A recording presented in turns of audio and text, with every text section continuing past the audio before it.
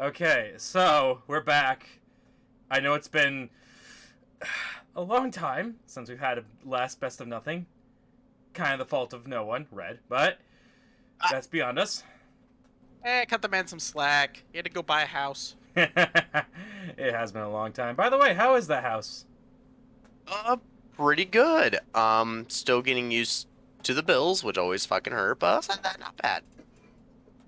Alright, so let's crack them and talk about Arcane. Let's just get this over with. Alright. I don't have a beer or anything to crack, so I'm sorry. I'm drinking tea. Still nothing to crack. Doesn't change that. You know we always... Well, okay, granted, it's been a long time since we've done this. I did say grab drinks, though.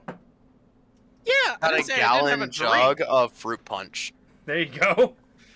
I have a large sweet tea from Chick-fil-A. There we go. Hey. Okay. I'm also drinking green tea, Arizona green tea. That's a pretty good one. Yep. Yeah, believe it or not, I'm trying to cut back on my alcohol. Otherwise, I'd have a beer. Coming from you, that's like seeing a unicorn hearing you're cutting back on alcohol. I know, Red's right? trying to cut back on alcohol? God, it's desperate times. Desperate times call for desperate Bro, measures. shit's expensive, man. It's cheaper Fucking- for me to buy alcohol Yeah, in Las but you're Vegas in than it is Utah. here. Fucking That- tell me that's about why- it. God damn. Like my gourmet sodas like have increased by $2 up here. It's like what the fuck? Yeah, welcome to inflation. Yeah. We're not here to talk about all that bullshit or nerd stuff. We're here to talk about actual nerd stuff. Arcane. So, let's talk about Arcane, shall we? Alright. Okay, so episode 1. Welcome to the playground. So, what do we have to say about seeing Baby Vi and Baby Jinx? I Honestly, thought it was cool. I thought it was cool. A little off-putting, first off, Jinx being called Powder threw my ass off for a second. I was like looking through anything to figure out why she was called Powder of all things. You know what I mean? Yeah, I was more in shock of who the fuck names their kid Powder. Also, her Vi's name is Violet, which they never actually say. They just call her Vi. Yeah, but at that point they had been like far enough away from their families. I feel like it makes sense that they had been like, yeah, well, we're kind of just on street names at this point. Yeah, street names. So, Yeah, I want to although- talk about, like, the character development here. You know what I mean? Like, I do like all these new characters we get to see. Fucking, I forget their names because well, spoilers, by the way, big spoilers. Big spoiler alert, we are going to spoil the fuck out of this entire series. If you don't want to hear spoilers, fucking click off the video now and go watch one of my other shit posts. The ones that have been doing really well, please. But And then yes, Arcane. And then Arcane. Shut up, David. Hey, it's a good series. We'll say to one way or watch the other. Arcane at the end. We don't say to watch Arcane now. We're getting all the spoilers out of the way. It makes sense. Just okay, yeah. Then watch Arcane first, then come watch this. Okay, fuck. Exactly. There you go. Now then, let me get to it. Fuck, I forgot what I was gonna say. Character development. Shitposts? Yes, okay. Regardless. So, let's talk about character development. So, I don't remember the fucking other kid's name, the skinny kid and the fat kid, because that's generally what their character archetypes are. But, you know, For like... the most part, yeah. I do feel like they are good connecting characters for this type of series. You do need, like, not so much self-inserts, but, like, you do need archetypes that are normal to be brought into a series like this that is not normal. League of Legends and Runeterra are a big place, and oh my god, my dog's playing with a squeaky toy in the other room. Nice. I don't hear it. I can though. It fucking echoes throughout the entire room. He fucking runs around the house while just grabbing that fucking thing. Regardless, so Runeterra's a big place, right? Yep. Yeah. And like I feel like there are other locations that are more popular and maybe more interesting than Piltover, but Piltover is no negativity here when I say this, but Piltover is probably the most normie-friendly place when it comes to people who don't play League of Legends or don't watch You're fantasy saying we shows. shouldn't start with Vex, who hates normies? That's cringe. Grab a Yordle, make them a scene kid from high school. Oh, God. Also, give them a Shadow of Death. I'm dying of cringe over here. Stop, David. I didn't make the character. Yeah, but, like, we're talking about Arcane, not some shitty game. Anyhow. That the entire show is based off of. Yes! I'm sorry if... Oh my God, this really is the fucking best of nothing. God damn it, David. Like, why talk about League of Legends when we're talking about Arcane? Well, I do see where he's coming from, but besides the point, I agree that in terms of, like, actual interesting places, I would definitely say there's a couple more areas higher up, but picking Like, Piltover... Noxus and Demacia, Feliord, Bilgewater. Bilgewater's Bilgewater's huge. up there. Like, Bilgewater is huge. I would say Ionia. I don't know that much about I agree with Ionia, to be Ionia. honest, because I don't care about the champions. But, like, you know, there are other places that have, like, a lot more going on than Piltover. But this is a good starting off point for this series. Especially since, like, Piltover more or less made Hextech more well-known, considering that's actually a big core part of the game itself. So if they want to introduce people through Arcane to try their game, it's an excellent place to start off with. I And it's love how in their design, though, like, League of Legends still stick with their whole impact animation thing. I remember Oh, yeah. I remember years ago when they were... Remember the first cinematic they had for League of Legends? Not the first one, but the first, like, big one, where, like, they showed off Baron, Draven fought, oh God, what's his name? Anyways, like in the big cinematic with Garen and Trendemir, like, you got to see a bunch more of the world, right? And they talked about in the animation the whole idea of impact, you know what I mean? And I like how in that first scene, you have Vander beating the shit out of that dude, and you feel every single hit. Yeah. Like, it's how you establish the strength behind, like, your movements, and, like, also, like, I love their character design still. League of Legends have always had 50-50 character design. Some people look great, other people are like, nah, but I want to say that, legit, those enforcers, they look great. Vander looks great. All the characters who are not actually the champion characters, they actually have great character designs. That bat dude that hangs out with Echo, he looks awesome. Oh, yeah. I honestly, I was hoping to God he might be, like, a teased champion or some Yeah, shit. that lady on the console with the gear necklace, the dude that's a robot, like these character designs are amazing. And attention to detail is great, even to the point where, I forget the lady's name, the lady that, Jace has sex with. Oh, fuck, what's her name? Exactly. But, her mom, she's from Noxus. Like, her Yes. bodyguards are cavalry units, for God's sakes. Which is, like, you know, it's like insane attention to detail. Yeah, there's a lot of attention to detail in the entirety of Arcane. Like, everything down to, like, you know, the fat kid, you know, he does the jump across the street, and, you know, he rattles everything more. You can feel how actually heavy he is, but he also fucking grabs that cupcake before he even does the jump. Honestly, I'm gonna say this real quick. Shout out to him 1v2ing. Exactly! I was so happy when I saw that scene. Dude, when he fucking picks that dude up and slams him into the crates, again, impact, sound design. Like, League of Legends, as much as we give it shit, they do have good sound design.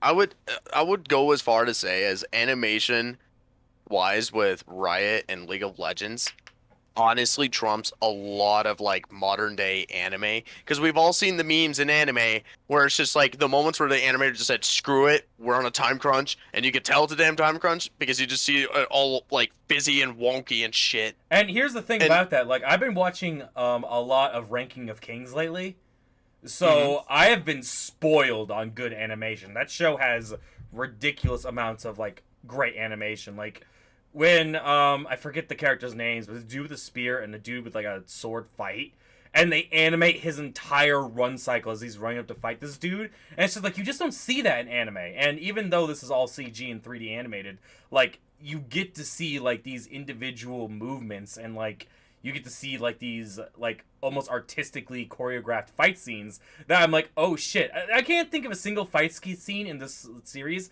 that made me go, this is boring, I want to move on to the next fight scene. You know what I mean? Or even on top of that, even the background has fucking life to it. Oh my god. Exactly. Like this is. I'm so used to just seeing like what looks like someone just drew in the background and just pasted it there and left it. Nothing going on. Meanwhile, in Arcane, the background, there's constantly shit moving. There's people walking around, or there's something going on. It makes it look alive. There's so much going on that in that first scene when they're walking back down to the underground after they fucked up their. Oh god, we should probably talk about the show a little bit more. So basically, first episode, Vi, Jinx, and the crew, they basically try to rob some dude's apartment penthouse. from penthouse. But it ends up being Jace's apartment, and they fucking blow up the streets with some arcane bullshit. Then they basically have to leave, and from there, like it's such a simple plot. It's a Robin Hood plot, really. You know what I mean? Which is good You're because from like the rich, go to the poor. exactly, and that's what you want when you're like starting out with a big series like this. Like a lot of mistakes these series makes is just like they want to have their own story, a new story, expanding plot line that touches on something completely new. But it's like there is nothing wrong from looking at examples and just stealing what works. You know what I mean? The Ghost Rider video game that's a DMC ripoff. It's a good video game. DMC's great. Fucking Darksiders steals from God of War and Legend of Zelda. You wanna know what? Darksiders is a good game. But it's not just that. But the other thing I like that they did was the entirety from that moment on of everything that occurred all happened because Powder decided to go check a different room and happened to run across those fucking arcane crystals. If she had not done that, everything else would never have happened. Like a small moment where a butterfly effect could have happened. Yeah, I saw a meme that says the exact same thing. It said it says arcane, it's like a gigantic dictionary. And then it says arcane if Powder decided to finish eating that sandwich. And it's like a magazine. Exactly. It just blows my mind how everything literally was just down to the fact that she just stopped eating her sandwich. Yeah. And I've always loved that idea of everything happened because of one singular moment. Prince Ferdinand was shot because someone decided to get a sandwich. I literally just remembered that because his assassins fucked up, and then the kid that got away decided to go and get himself a sandwich and try and perk himself back up. And it's like, it won't be the last time I get. Holy shit! Is that Prince Ferdinand? Click, bang. Exactly. It's literally the butterfly effect. If he decided not to get that sandwich, World War I wouldn't have happened. If Powder had finished her sandwich, Arcane wouldn't have happened. Yeah, and so that's something I've always loved. But going back to that, I loved seeing the Krug in the crate, which means illegal animal trade off the Summoner's Rift is still going, which is hilarious to me. Yeah, but I mean, going back to the Robin Hood thing, like, I feel like that's a minor plot point compared to the main plot. I'm just saying that it's good for them to start out small in these ones. It's like, like if they wanted to blow their load like this early, it would have been like, like they would have been talking about hex tech the second they got into that room. Like Vi would have been like spouting extrapolations about or just plot dump about this is some type of hex check thing. This is illegal right now. But no, they keep it simple. They're children. They don't know what the fuck they're stealing. They just know it's expensive, right? Exactly. Which is good. Keep it small framed right now because the show is small right now, and give us the good stuff when we get there. You know what I mean? I love the interactions between the characters. I love all these little secrets and callbacks to other episodes. I love how characters are animated and done in such a way that you can't even tell that they're actually champions. I couldn't tell Mad Doc dude was singed until fucking the last episode where we turn and we see Werwick. And I'm like, oh shit, that's singed! Like, I didn't even fucking realize. I just thought he was some Mad Doc. Yeah. Like, Arcane does an incredible job at hiding who are, like, really fucking important. Like, and then... like for instance, nobody in the entire world who has not played League of Legends when Victor introduces himself, to Jace and actually told him his name, I had that big light bulb moment where I'm like, oh shit, that's Victor. That is Victor. You know what I mean? And like no one who doesn't play the game isn't gonna like know the importance of that person saying his name and them talking about Hex Tech. Yeah. Exactly. And even But later what is cool is that, you know, for people who don't know it, you get to see the journey and you get to see why when we heard Victor's name, we go, oh fuck, that's Victor. And not just that, but we also, because outside of written lore books, most characters don't have any physical representation of what they went through. We only have the stories. And even then, And a lot of the stories... sometimes a comic. Like, Nautilus is one Yeah. of the few characters that actually got a full comic dedicated to his backstory. Yeah, and even then, a vast majority of the comics we see these days aren't even necessarily their backstory, but are actual current events. So for a lot of characters, we have no idea what they actually went through, other than if you just read. And don't get me wrong, you know, reading definitely helps, but a lot of people want to see a physical, like, animated showing of what they went through, or a comic or some shit. And now we have a genuine thing of showing us what happened. Like, why is Jinx insane? Just to be clear, my favorite character in League of Legends is Nautilus, just because I really like his kit and I really like how he plays. When I saw the comic that actually showed what the fuck happened, and we finally got definitive answers, because people were arguing all the time. It's like, oh, Nautilus is a Void champion. It's like, no, he's not. And it's like, well, the darkness inside of him has to be Void. And it's like, that's not how that works. And then the comic finally shed light on that. Granted, it shed light on it 4 years later, but at the same time, it's like, you know, we want to actually... People do genuinely care about these characters. I mean, fuck, I don't even want to talk about how much money I probably spent on League of Legends, but I care about it enough to continually play it every now and then with my friends. And even then, like, the characters themselves, yeah, there's a couple of them that are kind of similar, like Pyke and Nautilus. They're very similar in terms of what they went through in their lore. But meanwhile, you know, we got other characters that are vastly different, that is always interesting to see how their personalities come out. Because while Nautilus and Pyke did go through similar things, they both went at it different ways with their personalities. And it's always interesting to see that go down. We're seeing, like, essentially two different sides of the coin, you know? And that's the other thing with Victor, is Victor hasn't actually shown his capable power yet. They show... Okay, but, like, we'll get to that when we get to Progress Day. But yes, talking more about, like, the episodes in general, like, we get to see, like, I like having these quiet moments in these types of shows where it's like, you know, we want action to happen, but I just want characters to sit down and talk because I want to know more about these characters. Vi and Jinx sitting on the roof talking about, you know, like, all the times other people have fucked up, so Jinx, you're not just some stupid... You're just a kid, don't fucking sweat it, you know what I mean? That was a nice touch. Like like the bunny plush being stuck in the wires, and Vi being like having this great moment of weakness, even though she has to be strong because her parents are dead and she has to be strong for Powder. It's really, really nice. You know what I mean?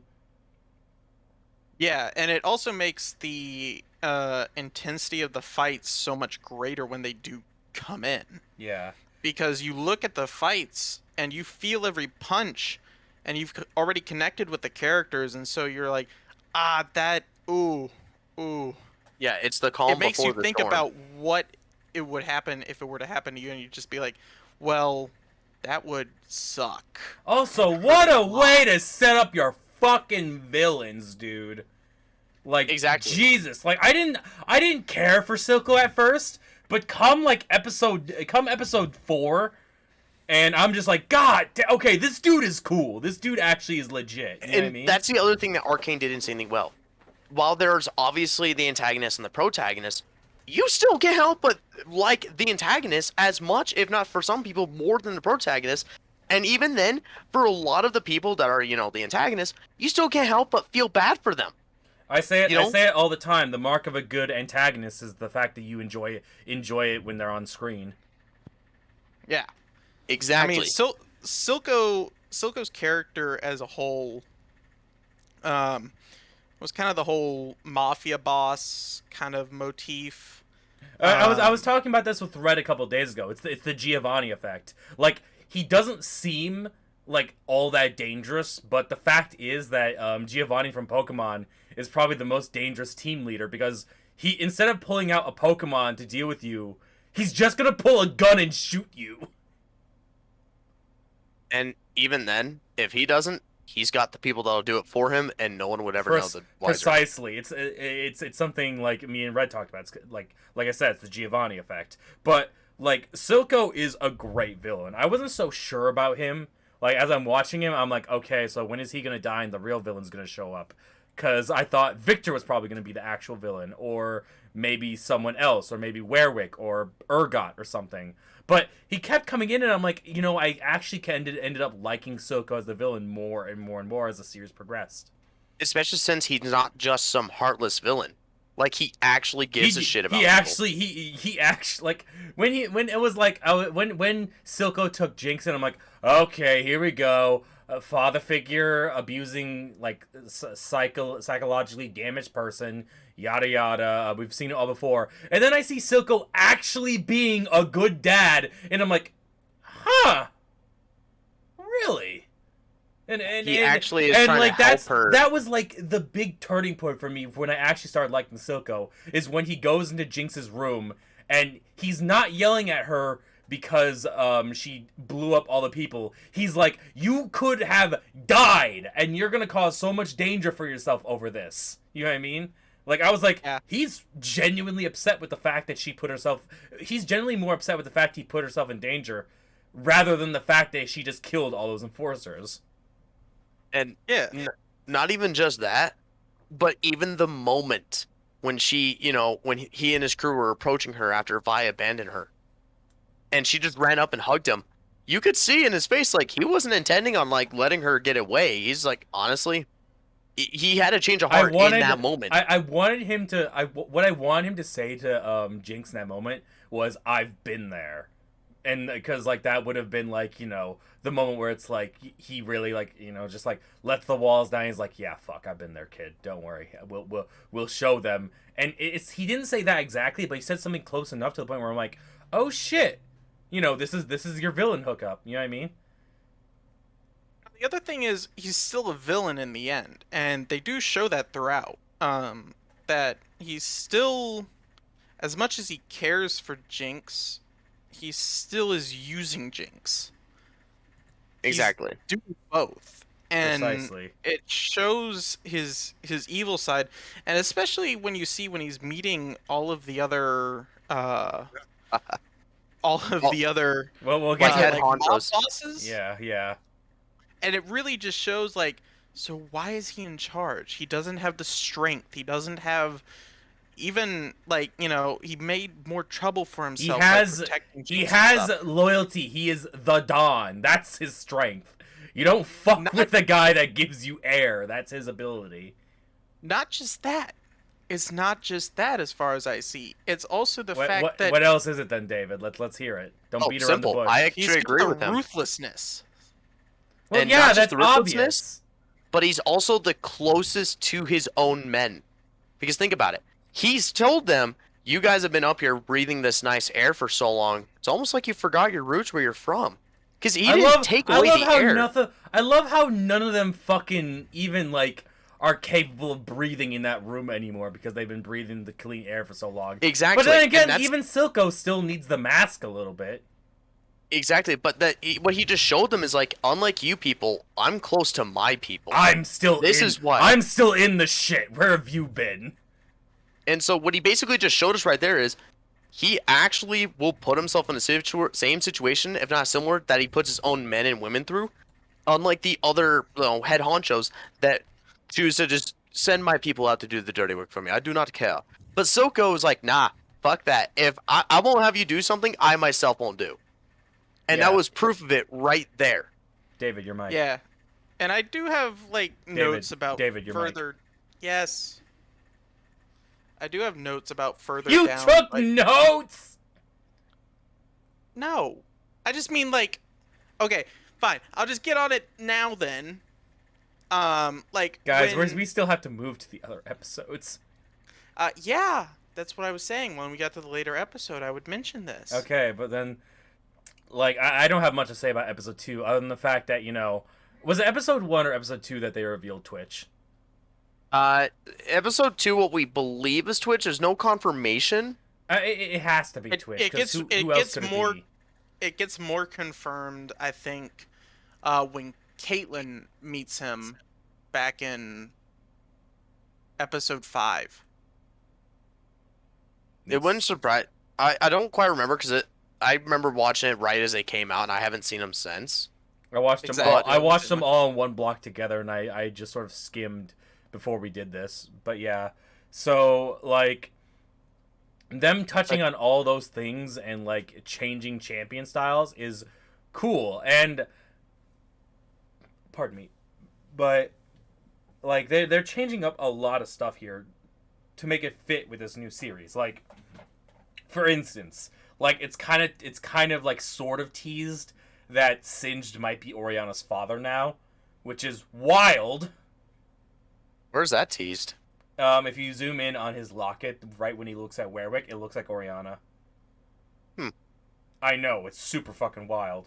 But other than that, like, episode 3, like Jace trying to be the mage and remembering all the runes that's Rise summoned was really fucking cool. You know what I mean? That was a greatly animated scene.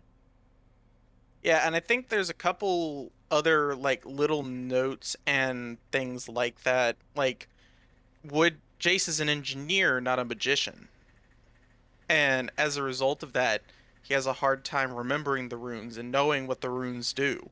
He spent years studying engineering, which is why he was able to make Hex Tech, which is combining engineering and magic.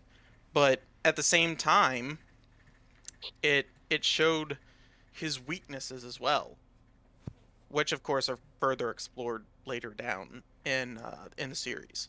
Oh yeah, and even then, like what they're mostly doing with Arcane is they're filling in the plot holes that we never got to see in their own stories. I mean, of all the people to flesh out, Jace desperately needed it because no one knew. I didn't even care about Jace's backstory. All I knew about his backstory is that he told a kid to fuck off. That's all I knew. That's essentially it in a nutshell. He came from a rich family that built hammers. He looked into hextech crafting, and then he told a kid to fuck off. Essentially, that's the only like core parts of his lore that actually stick out. Okay, context here, guys. So these motherfuckers watched Arcane before I did, and I asked, "So is Jay still tell a kid to fuck off?" And they told me he does more than that. And I wasn't expecting when it gets to the scene, instead of telling a kid to fuck off, he just kills a child. So the thing is, it's not like he intended to kill the kid. Yeah. It was just an unfortunate situation. Yeah, and it was the kid just showing. You guys still said he does more than just tell the kid to fuck off. Well, yes, yeah. Because that is true. Because I mean, telling the kid to fuck off compared to manslaughter a child, I mean, hey, that's two separate different things. But beside the point, what they did is we got to see Jace when he's still kind of egotistical, like he is in the game, and how his lore depicts him as. But we see why he became that way. We see why he started developing a giant fucking ego, because he did what his own mentor told him. One, he shouldn't fucking do, and two, you shouldn't be able to do it at all, much less actually getting progress on it. And he actually succeeding. Exactly. Like, he had noble intentions in the beginning. It's just, well, as we get to later, you'll see why those good intentions went out the fucking window. Road to hell is paved with good intentions. We all know this. Indeed. So, but another thing that I think they did well with Jace's character is they showed, like, they really showed how he you have a fan going on in your throughout background? What the hell is that? Yes, I do have a fan in my room. Oh. I was wondering what that rattling was. Yes, that's the fan in my room. Alright. Regardless, what do we think of the shimmer? Like, being sort of the Deus Ex Machina for how Silco took over, what is now Zaun.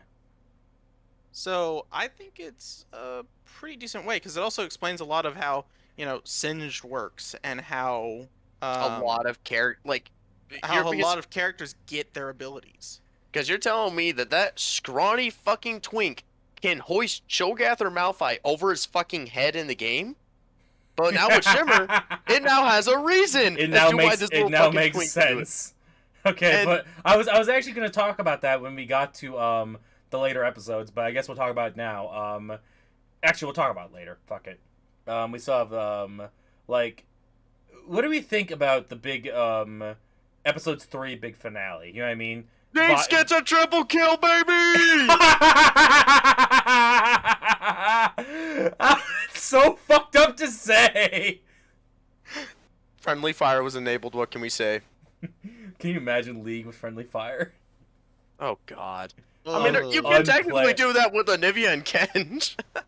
Okay, anyways. So, yes. Jinx tries to turn herself in. Vander decides to take the blame, and then Silco fucking yeets his monster child at them. I seriously thought that motherfucker was Mundo. I hella thought it was Mundo. I fucking thought at the same time, like, is this kid gonna be Mundo? Like, cause we're Especially in since Zon. Not just that, but he fills the new billet that is Mundo's new lore. But the thing is that the other reason why I thought it was him is because we literally see Mundo's fucking butcher cleaver during episode 3 when they're in like that big area, where where Jinx accidentally kills off her friends and all that good shit. Yes, we were We about to see- get to that. You see the fucking cleaver that he uses. So I was like, oh my God, we're about to see this go down. And then, well, I don't think that's gonna happen anymore. There's a possibility. I thought Vander might have turned into Mundo. Because I was like, ooh, is he Mundo? And then it's like, no, Vander's Warwick. Yeah, the second he roared, not to mention, Vander doesn't fill the billet of the guy who did become Mundo. Like, the other kid did, Vander did not. Yeah, but seriously though, like all these references and stuff like are just so like underground that people watching the show are like, oh man, that's cool. Oh shit, look at that fight. Oh man, oh god, she just killed her friends.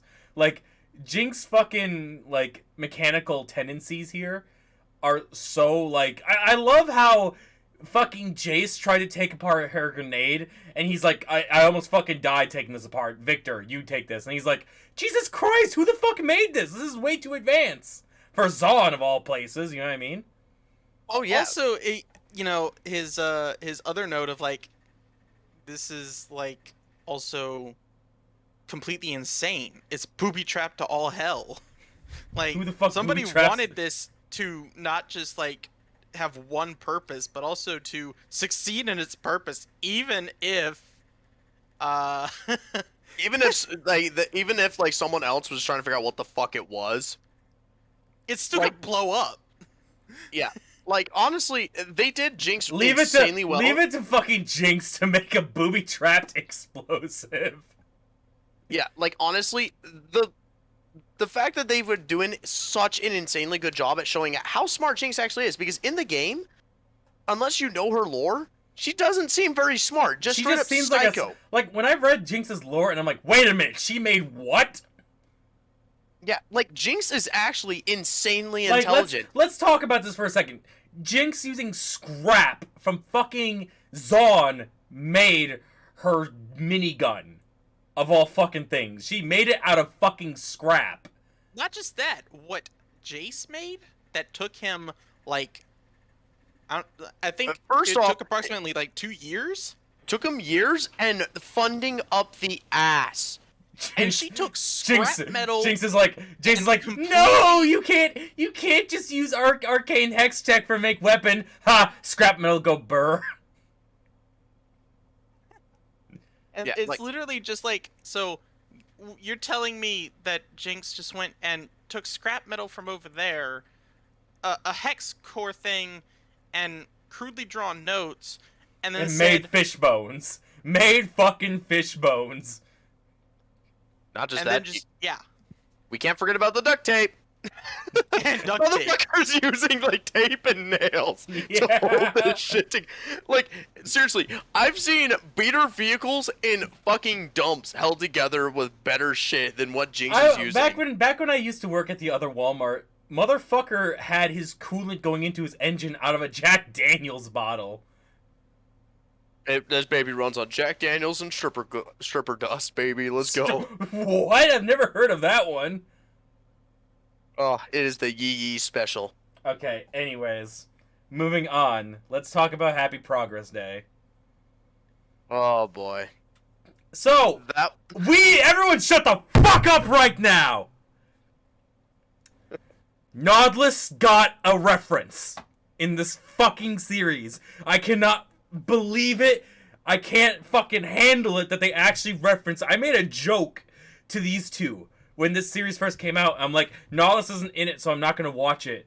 But I was, of course, going to watch it when I had the time. And then fucking Happy Progress Day comes around, and guess who fucking gets a little nod? Nautilus, of all fucking people, who has the loosest tie to Piltover ever. I just about lost it when I saw that episode. 'Cause I'm like, no way they just fucking referenced him, actually. So, I mean... To be square, what the reference was that on a table, a child is looking at a diving helmet, and there's a sign talking about diving expeditions starting soon.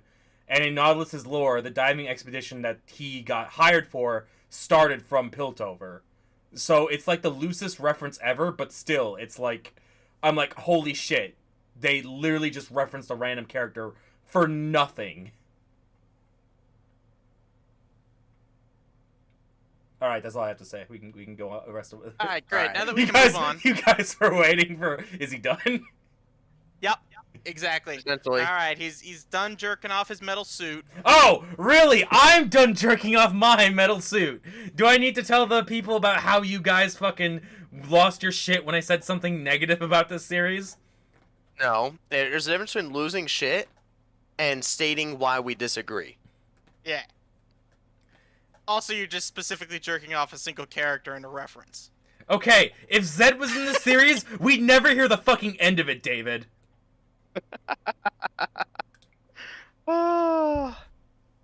Anyhow, Okay, so post Nautilus reference, yeah. So Progress Day. Progress Day, I like the start of Progress Day, honestly. Fucking them trying to like export the shimmer. We get the large cut into the future. Jinx has a mental breakdown over the firelighter who has the pink hair, and like we get to see. Oh, we fucking forgot to talk about Echo. Oh shit, Little Man. You're Little right. Man, like fucking. When I saw Little Man, I'm like, is that kid Echo? Oh, it was literally the second we saw him. Me and a bunch of my guys that were downstairs watching it lost our shit. Because we already knew that's motherfucking Echo, especially when we saw the contraptions that he made so he can spy on Vander and the fucking Imperials. Yeah. Oh my god. I could not have been any happier with how they did Echo in this I will say this. I've never been a mid laner in League of Legends. Echo makes me want to pick up... This series makes me want to pick up Echo. Because I never realized how fucking cool he was until I actually watched this series and took a second look at his lore again. Because I'm like, god damn, Echo is cool, actually. So, side note, have you ever watched Echo Cinematic? Yeah. Everyone watched it when it came out. Which is also cool that they wove his cinematic into the series. With the mural. Oh shit, you're right actually. I forgot about the mural. Yeah, the mural. The mural of all his friends that died in Zaun, and they wove that into the series. I'm like, oh shit, they're really doing it. They're really showing off Echo. Like Echo as a kid, amazing. Echo as an adult, is the leader of the Firelighters. Holy shit! Someone get this kid some lemonade. He is the hottest motherfucker around, kicking shit in. Like I couldn't okay, so you know how at the beginning of Progress Day you get those motherfuckers on the hoverboards and it's like, oh, who is this? Who are these people? The second Echo pulled the watch out, I'm like, oh, that's Echo because of the watch. You know what I mean? Yeah. Oh yeah. And even with like the watch, I'm gonna go into more detail about it later when it's him versus Jinx. Although I'm pretty sure we just saw an AD Echo beat the fuck out of a Fed Jinx. That really is what that scene is. Oh, I was gonna leave this joke for the end of the episode, but I'll say it now. I just want someone to edit Arcane, but with chat on. Oh my god, it's gonna be a bunch of pugger all the way down. like, Jinx Well, is like, get on it. Jinx is like, Singed, where the fuck was my ping? No, All I'm gonna it's say gonna is, all right, Jan, get on it. it's gonna be what was it That's too much no. work for me. I'd have to record so much text, so many text logs in fucking League, and oh god, that's too much work for me. I mean, also I'd have to get the footage from Arcane, which is heavily copyrighted right now. Oh, you kidding? If I, to no fault to Riot, I would do the same shit. Seeing how much it fucking exploded to the point where the lowest rated review I've seen thus far from like an actual critic is like a 7 out of 10. I've seen For like once, I've seen critics. I've seen a 3.5, and even in the end, they were talking about how they weren't fans of the animation or type, but the story was still good. Exactly. And keep in mind, almost across the board, the fans and the critics agree. That is so fucking rare. Usually when the critics are high, the general score is low. Yeah, it's vice versa. But talking about Happy Progress Day, like seeing Jinx going nuts with the gun after she sees like the girl with Vi's haircut. After we get to see the Fire Layers do their thing, we get to see Caitlyn actually have that stupid fucking police officer skin with the hat. Yeah. And God, I like so like bad. how it's funny how that's like one of the only skins they retrofitted into the series was Caitlyn's stupid fucking police officer skin, but it was still really funny to see like Caitlyn actually showing off that she's a good detective, like showing off her kind of like not omnipresence, but sort of her like almost like premonitional like type detective work where she like looks at it and she can like rebuild the scene as she sees it. Like it's really cool to see that part of her lore. I really kind of wish that we saw her fucking bear trap someone though. That would have been a hilarious scene. It would have, and I have a theory that we'll see more of that later. But I also love her interaction with Jace, how they're like good childhood friends. I love that shit. Yeah, I love how if anyone doesn't know the lore, they're like, "Oh, Jinx and Caitlyn, or Caitlyn and Jace, they're totally gonna get together." It's like, sit down. That's fucking funny.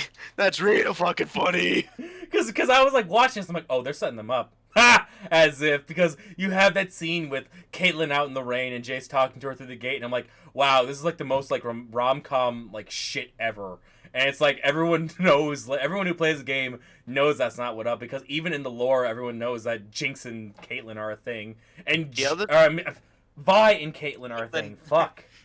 Yeah, and then you get to where they're in the Undercity for the first time together in like the brothel, and she's just like, "Well, you look good, Cupcake." Fucking the sexual tension in that scene was too high. Like it was like ridiculous. But it was dead on. It was perfect. Yeah, honestly, I agree. Yeah, it's like it just showed exactly. Okay, before we talk about that scene, can we talk about how when we were in the prison, there's just a fucking line in front of Vi's cell. It's like, do not step over this line. God, yeah, she's so hyper aggressive. They actually had to mark a line. It was like, unless you're willing to beat her fucking ass, stand behind this fucking line. Props to Caitlyn for stepping over the line, though.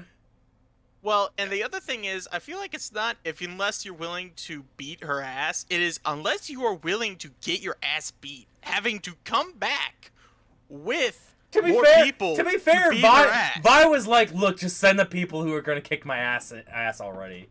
Like yeah, she was ready for it. But like I like how there's those little touches. Notice how the line is pink. So I'd like to think that Vi in her free time made the line herself. I feel like that is not entirely wrong. like I feel like Vi actually probably like somehow made her own kind of paint or something and painted the line as far as she could go out and was basically like, you cross this line, I beat your ass to hell. I like to think it's just like Vi that's just her cell. That's the only cell she's allowed to be in. I also love I think that's true. We got to catch a glimpse of like how the hex gates worked. Like that's Oh, what they were That showing was off. great. This They've been day. talking. Okay, so in the lore, everyone, they fucking talk about the hex gates all the fucking time with no like anything. The only time we actually get to see how a hex gate works kind of is in Vel'Koz's lore, and even Vel'Koz doesn't even go into that much detail. And Vel'Koz is all about the details Yes. because Vel'Koz scans the arcane tower. Remember?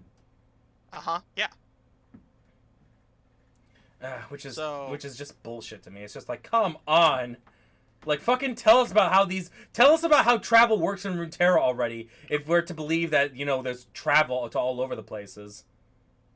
Yeah. So, I mean, when you see, I feel like it's like a railgun going off when you first see it actually. It really shoot its is. ship All it through, is and just you it's just realize like David. It's just the holy Mass shit. Effects. It's really just the Mass Effects.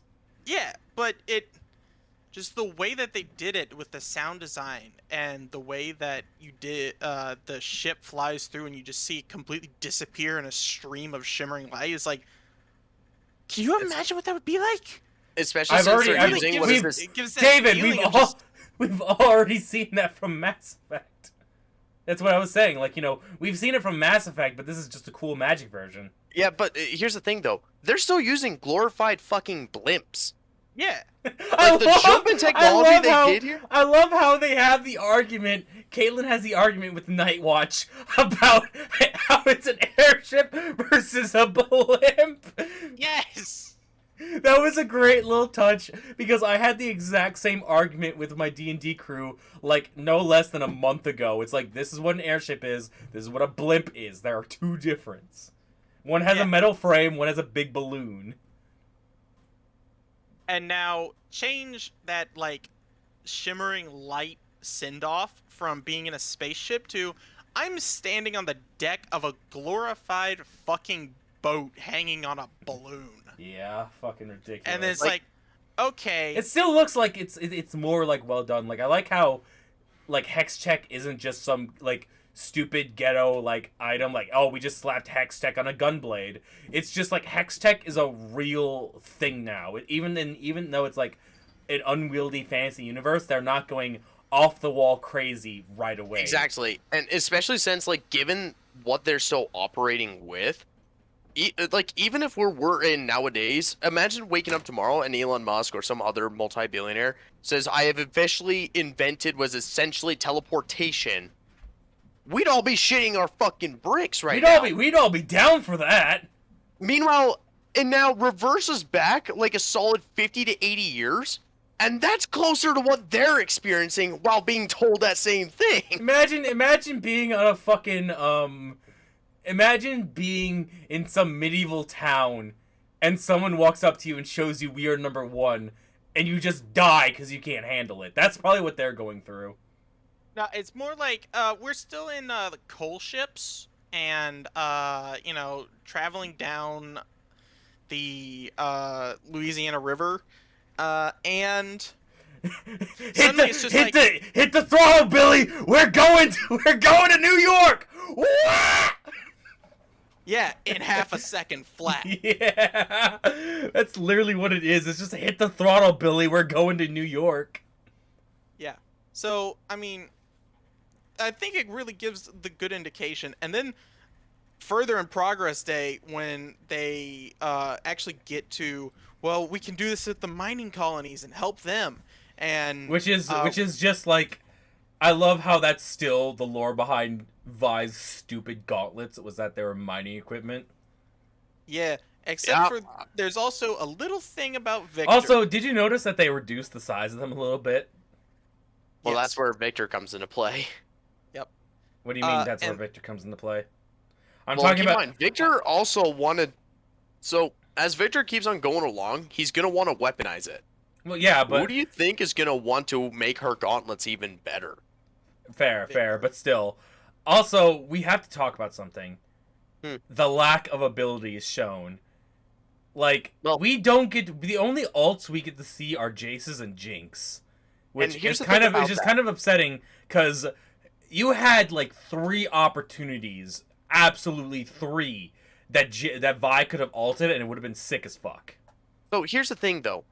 comparing them to the game with the ultimates is a little misleading at this point. If we don't see them by the second season, then I will agree it's a little disappointing we don't see them. But for most Here's of these the characters, thing about that, and we'll talk about that when we get to the last episode. But I also realized why I don't like the ending. We'll talk about that later, though, of course. Yeah. all right, But for the lack of abilities, as far as I see, especially at this point during Like we get to see Vi's E, and that's pretty much it. you get to see her W, the passive. yeah, we did see her passive actually. Oh yeah, the arcane shield. Yeah. And the shock on her face, and she's just like, "Oh shit, this thing can do that?" Also, Yeah. I'm like, wow, yeah, Jinx really needs to learn how to fucking block. But we'll talk about the greatest scene of that episode when we get to it. But let's finish up Progress Day and move on here. We got a lot more to talk about. Yeah. So everybody Progress Day- wants to be my enemy. Sorry, cut back. All right, go, David. I was just gonna say, Victor's laser is like. I probably- saw that laser, and the first thing I thought of was, holy shit, that's just Victor's mech arm. Yes, and that's the entire point. And so, like, talking about lack of abilities, they just teased little pieces and showed the origins of where they came from in Progress Day. And I feel like that was incredibly well done. Yeah. It really gave Victor that. I idea love, of, I like, love. This is a little thing. I love that if you look at Silco's ashtray, Jinx made it and fucking decorated it like a Father's Day Yes! present, Yes! and he still uses it. Oh gosh, that's possibly the best thing. And then One of the later- memes I saw that gave me a huge fucking smile on my face was Silco made breakfast for the girls, and Jinx has this like little teddy bear toast cut out and like a little cake and like bacon and eggs.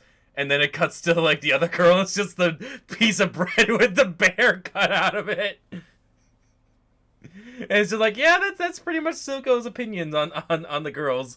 Jinx is his daughter, and the other girl is the muscle. But Silco knows Do we that even Jinx remember her isn't name? quite as reliable. I saw it somewhere. I think it's like started with an S or something. Like here's but the problem. it's A almost lot Russian. of the side characters do have forgettable names. They have forgettable names, but if you were to point out the identifying factor, none of the characters. Like that I you don't actually remember see- the name of the corrupt police officer. I don't remember the name of the police lady. I don't remember the name of Vander's friend. I don't remember the name of like half the people in this. So because I it's actually like, have an explanation as to why that is the case. If you go ask almost anyone else that's not in the league, they'll actually be able to remember their names. The thing is, we're more focused on the characters that we do know Fair, from League of Legends. That's why we're having a hard time remembering their names. But anyone who doesn't play League or doesn't know anything about these characters, they're actually going to be able to remember them. yeah, Because they've been brought up numerous times for us to remember. It's just we're more focused on the champions rather than all the characters. And Silco's a crazy cool villain, so of course we're gonna remember his name. and Vander. Vander, Vander's a Dilf, baby. Oh my god, shut up about your dilfs. Yeah, fuck that. Vander's a badass, is what Vander is. Literally, the fact that he just like, all right, I got nothing else. So basically, what I'm gonna do is I'm gonna throw together two scrap. I am going gauntlets to and just I am say, going to do what is "Fuck you." called a pro gamer move. Everyone has respect for Vander because he's just that guy. He was the guy that started the rebellion, and everyone's like, Vander, you're such a badass. We should take the fight to them. And it's like, Vander's like, have all you fucking forgotten how many people got shot that day? Everyone shut the fuck up. Exactly. But no one Silco wants crossed to. the line. Well, yeah, quite literally cross the line. Well, yes, but just how quickly Vander was like, all right, fight's on.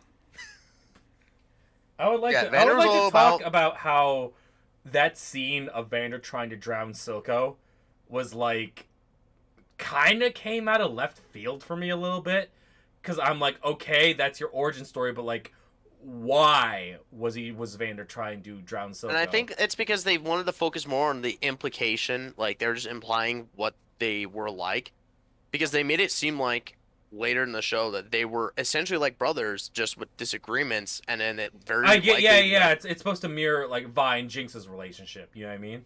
Yeah. I like that I understand, but But also, literally sometimes this start. the imagination is far worse than the reality. Yeah. Okay, so we're done with Progress Day. right? Anyone else have anything to say about it? I'm good. Yeah. So, everybody wants to be my enemy. They fucking animated Imagine Dragons into League of Legends. And you know what? I'm okay with it, damn it. I do find it funny that between Imagine Dragons now officially being in League of Legends canon lore, shout out to Tobias Fate also being in Pentakill lore. I love that. You're not wrong. Are you listening, Tobias Fate? So, context, everyone. Pentakill is another League of Legends thing where basically the champions got together and started a heavy metal band. It did a damn good job with it. Yeah, and they do have official songs for Pentakill too. Like I think at one point Riot was actually working on putting out a Pentakill album, like a vinyl album, but it fell through. Did. Oh, they actually it didn't fell through? Yeah, It there's didn't fall 3 of them through. out. Oh shit. There So are the- 3. I know full, that complete I know the Pentakill albums. CDs came out, but I didn't know that they actually got around to making the vinyls. Yeah, they did that too. Okay, cool. Because League of the Legends isn't gonna pass on merch opportunity. well, the thing is, the vinyls fell through at first because they wanted to focus on other things. I didn't know they actually got around to actually making the vinyls. That's cool. Yeah. I mean, I'm not gonna buy them, but it's cool that that project didn't fall through. Actually, now going back to everybody wants to be my enemy. Fucking. I Oh my quickly God! want to Like, touch on thoughts on the song, just on the song itself. I to be fair, I was spoiled by the song because I listened to it. I watched that performance at the Game Awards. So hearing the song in Arcane, I'm like, oh shit, it's that cool song from Game Awards. But like, it's a good song. Don't get me wrong. But I'm more interested in talking about the show. But Yeah. like, okay, I just so want to touch on the song quickly. I would say I enjoyed it. Yeah, I thought it was very catchy, and I felt like it felt the tune of the vibe they were trying to like put off while down there. You know, very. I mean, yeah, it's almost a very literal song for the instance, and I hate songs that are like literally like made to fit like a moment or an instance. Like I like okay, for instance, there are songs that's like the lyrics are almost literal to the situation. I don't like songs like that. But in a way, Imagine Dragons just did it good. Cuz like, you know, there's a bad version of everything and then there's the good version of everything. You know what I mean? I feel like this is the good version of the literal song where it's like everybody wants to be my enemy, literally and quite literally here. You know what I mean? Which is nice. But other than that, I don't really have much to say about the song. Yeah. That's Okay. really all I wanted to touch on. Okay. That's it. So, Caitlyn goes into the Undercity with Vi, right? Vi fucking jabs the hardest jab at Caitlyn ever. My sister could do that when she was 5. Yes. And I also love that Vi, once she was out of jail and like officially pardoned by Caitlyn, basically just- Illegally, I would like to mention. she Forging just used Jace. Chase's signature. No, she didn't forge Jace's signature. She just got Jace's signature. Yeah, but still. Yeah. So it's literally just like using everything at her disposal, which really follows Caitlyn. That she just gets what she wants one way or the other. Can we if talk she about has what to the fuck was that, like, guard's animation supposed to be? Like, who the fuck that prison guard was supposed to be? I think he's just meant to be like a fat, pompous warden. I know, but it's just Yeah. like, where the fuck is he from? Honestly, Probably Bilgewater. it wouldn't surprise me I if it was wouldn't from surprise Bilgewater. me either, but oh god, I fucking forgot to talk about this at first, but we'll talk about it later. I was gonna say like, can you? Okay, so I'll just pose this to you guys now. So we're talking about like one of the best episodes of the series, right? What everyone wants to be my enemy, right? Like this is a good episode. It's not the best out of this series, but it's a good episode. Can you? I had a thought when I was watching this episode. I can't fucking imagine what this series would have been if. Can you imagine starting in a place like Shurima rather than Piltover? So God, Shurima's like the most confusing of all the lore. Exactly. Yeah. I'm just like, I'm actually glad they started in Piltover, but I'm like, God, if this series ever gets to Shurima, what the fuck are they gonna have for that I one? would also add in the Void. We don't know very much about the Void either. Everyone's Give me the everyone's void, saying and I'll be so happy. everyone's saying I'm that not even the kidding. Arcane Cube is like teasing a Void champion, which I'd be like, it makes sense for like Vel'Koz or Cho'Gath to come out of that cube. Yeah, True. or possibly a new champion altogether, which I think we are getting another void creature in League of Legends as We're a gonna champion. get a So We're gonna get a Vander skin for Werwick. like seeing him on his way to being Warwick, that'd be very interesting. But True. while I would like to see some more of the places we don't know, I think it's smart that they probably aren't going to touch Shurima or the Void till later. They might do the Void next just because of they showed a lot of like similarities between the Hex Cube Victor's fucking with and the Void. Yeah, So but it's giving 50-50. moving on from that, like, we get that kick-ass scene where Vi's fighting the lady, and, like, she jacks in the shimmer, and Caitlyn, I still say I would have liked to see Caitlyn shoot her not in the shoulder. You know what I mean? I know it's like, there goes your character and stuff, but, like, maybe I would have liked just to see Caitlyn dome someone. Just once in the series. It would have been so good. While And that's true. the only issue with that is it would like with saying they'd have to interject shit to make it fit within the story. They Just would have it have just to be, go. just have it be another one of like Vander's nameless goons or something. It would have been like, like another, like, she kicks a shell of Vi, throws it to the ground, the other guy's about to kill her, and then that dude falls to the ground dead after Caitlyn domes him, and then she shoots the vial on the lady. Like, that would have made that scene for me. But I'm like, I the reason I say it is because it's so obvious. Like, it's almost a thing that DMs do. It's like, this character can't die. Nat 20 on the shot. Fuck. You shoot their arm off. You know what I mean? Like, To an extent, yes. But if she just domed her, that goes completely against where her character's at fair. that moment. Yes, but it's like, you know what I'm talking about here. I'm not saying that's what they should have done. It's what I would have liked to see. I'm not saying she had to dome that character, but just like, instead of just shooting the vial and then just like effortlessly like shooting the arm 2 more times, maybe like cap her, or just like, just not so much that, but I just wanted to see more from Caitlyn, because I know Caitlyn's capable of more. You know what I mean? Although, True, and I think that really just they set more up for Caitlyn for season 2. I mean, Exactly. they really That's do, what I'm but feeling. but like, they're doing a lot of setup, right? I'm okay with that. And I'll touch around this when we talk about the ending, but I don't like the fact, like, when I'm seeing all these setups, I'm like, oh fuck, if this isn't done this series, it's just gone. well, But so I'm okay with the setups because we get to see. I think what they're trying to do with like Caitlyn in general is that we're seeing her how she became more of the stone cold, justice only type of individual that she is nowadays in the current lore.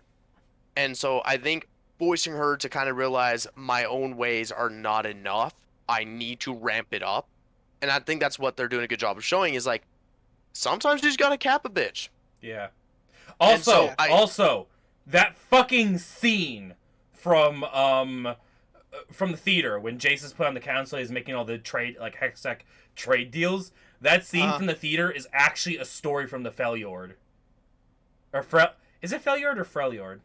Freljord. I'm sorry, it's been a while, but It's okay. like that being like such a old obscured story from Freljord was so cool, because I'm like, that's such a deep cut no one's gonna even get. Some people who even play the game aren't even gonna know that's a story about the Freljord. Yeah, I do like how they've got some semblance of Noxian. We got them mentioning of Demacia. We got to see a Freljord story. We'll talk about this when we get to the last episode, but let's keep moving so we can talk about the cool shit. Yeah. So, Well, there is some cool shit in Everybody Wants to Be My Enemy that it sets Jinx up for that. She is still between Jinx and Powder. She hasn't fully gone insane yet. picking up the was that in episode 5 or 6 where she grabs the flare again? It's the transition between. Yeah. Like, Jinx picking up the flare and lighting up the flare. That was a really good touch. I really like that. And then Vi seeing it and just holding true to her word, like, bitch, I'm coming. And fucking Jinx getting super pissed that the flare runs out of juice, and she's like, fuck! I fucking knew. And Vi's just like, Powder? And she's like, holy shit, it actually worked! It worked! You know what I mean? Like, just seeing that interaction of, like, genuine joy that it actually worked. Like, she's like, man, fuck this thing! It was all a lie! And then it's like, wait, it worked? Like that Exactly. scene. I don't want to say that scene had me in stitches, but like I was laughing at that scene because of just how mad she was. Yeah. And then transitioning into the next episode, I forget the name of the next episode. Next Do you have it? episode was when these walls come tumbling down.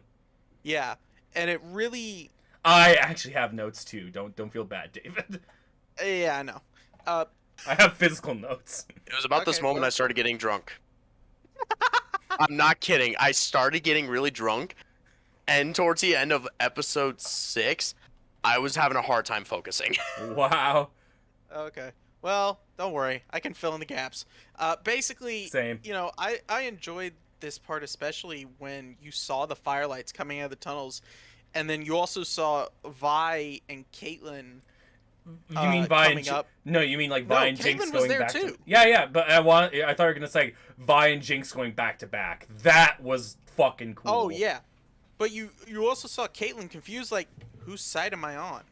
Whose side are you on? I love how it's that moment where it's like Powder, Vi, Vi, Jinx. Who the fuck is Jinx? Caitlyn? Why are you with the Enforcer? Why are you with Silco? Exactly. Gemstone. What the fuck's about the gemstone? I don't know. Why are you with her? I will say this much. I loved that we actually got to see the type of shit, like, we're seeing... We fucking forgot to even talk about the fact that Jinx stole the okay, so back in Progress Day, Jace like refines the Heck Tech into like a better gemstone so it can be put into technology. That's no longer volatile. And Jinx stealing this as the catalyst for the show like picking up because Off now the ground and really anyone can pushing fucking forward. make arcane weapons with that gem if they have the know-how, and guess who has the know-how? Jinx. Exactly.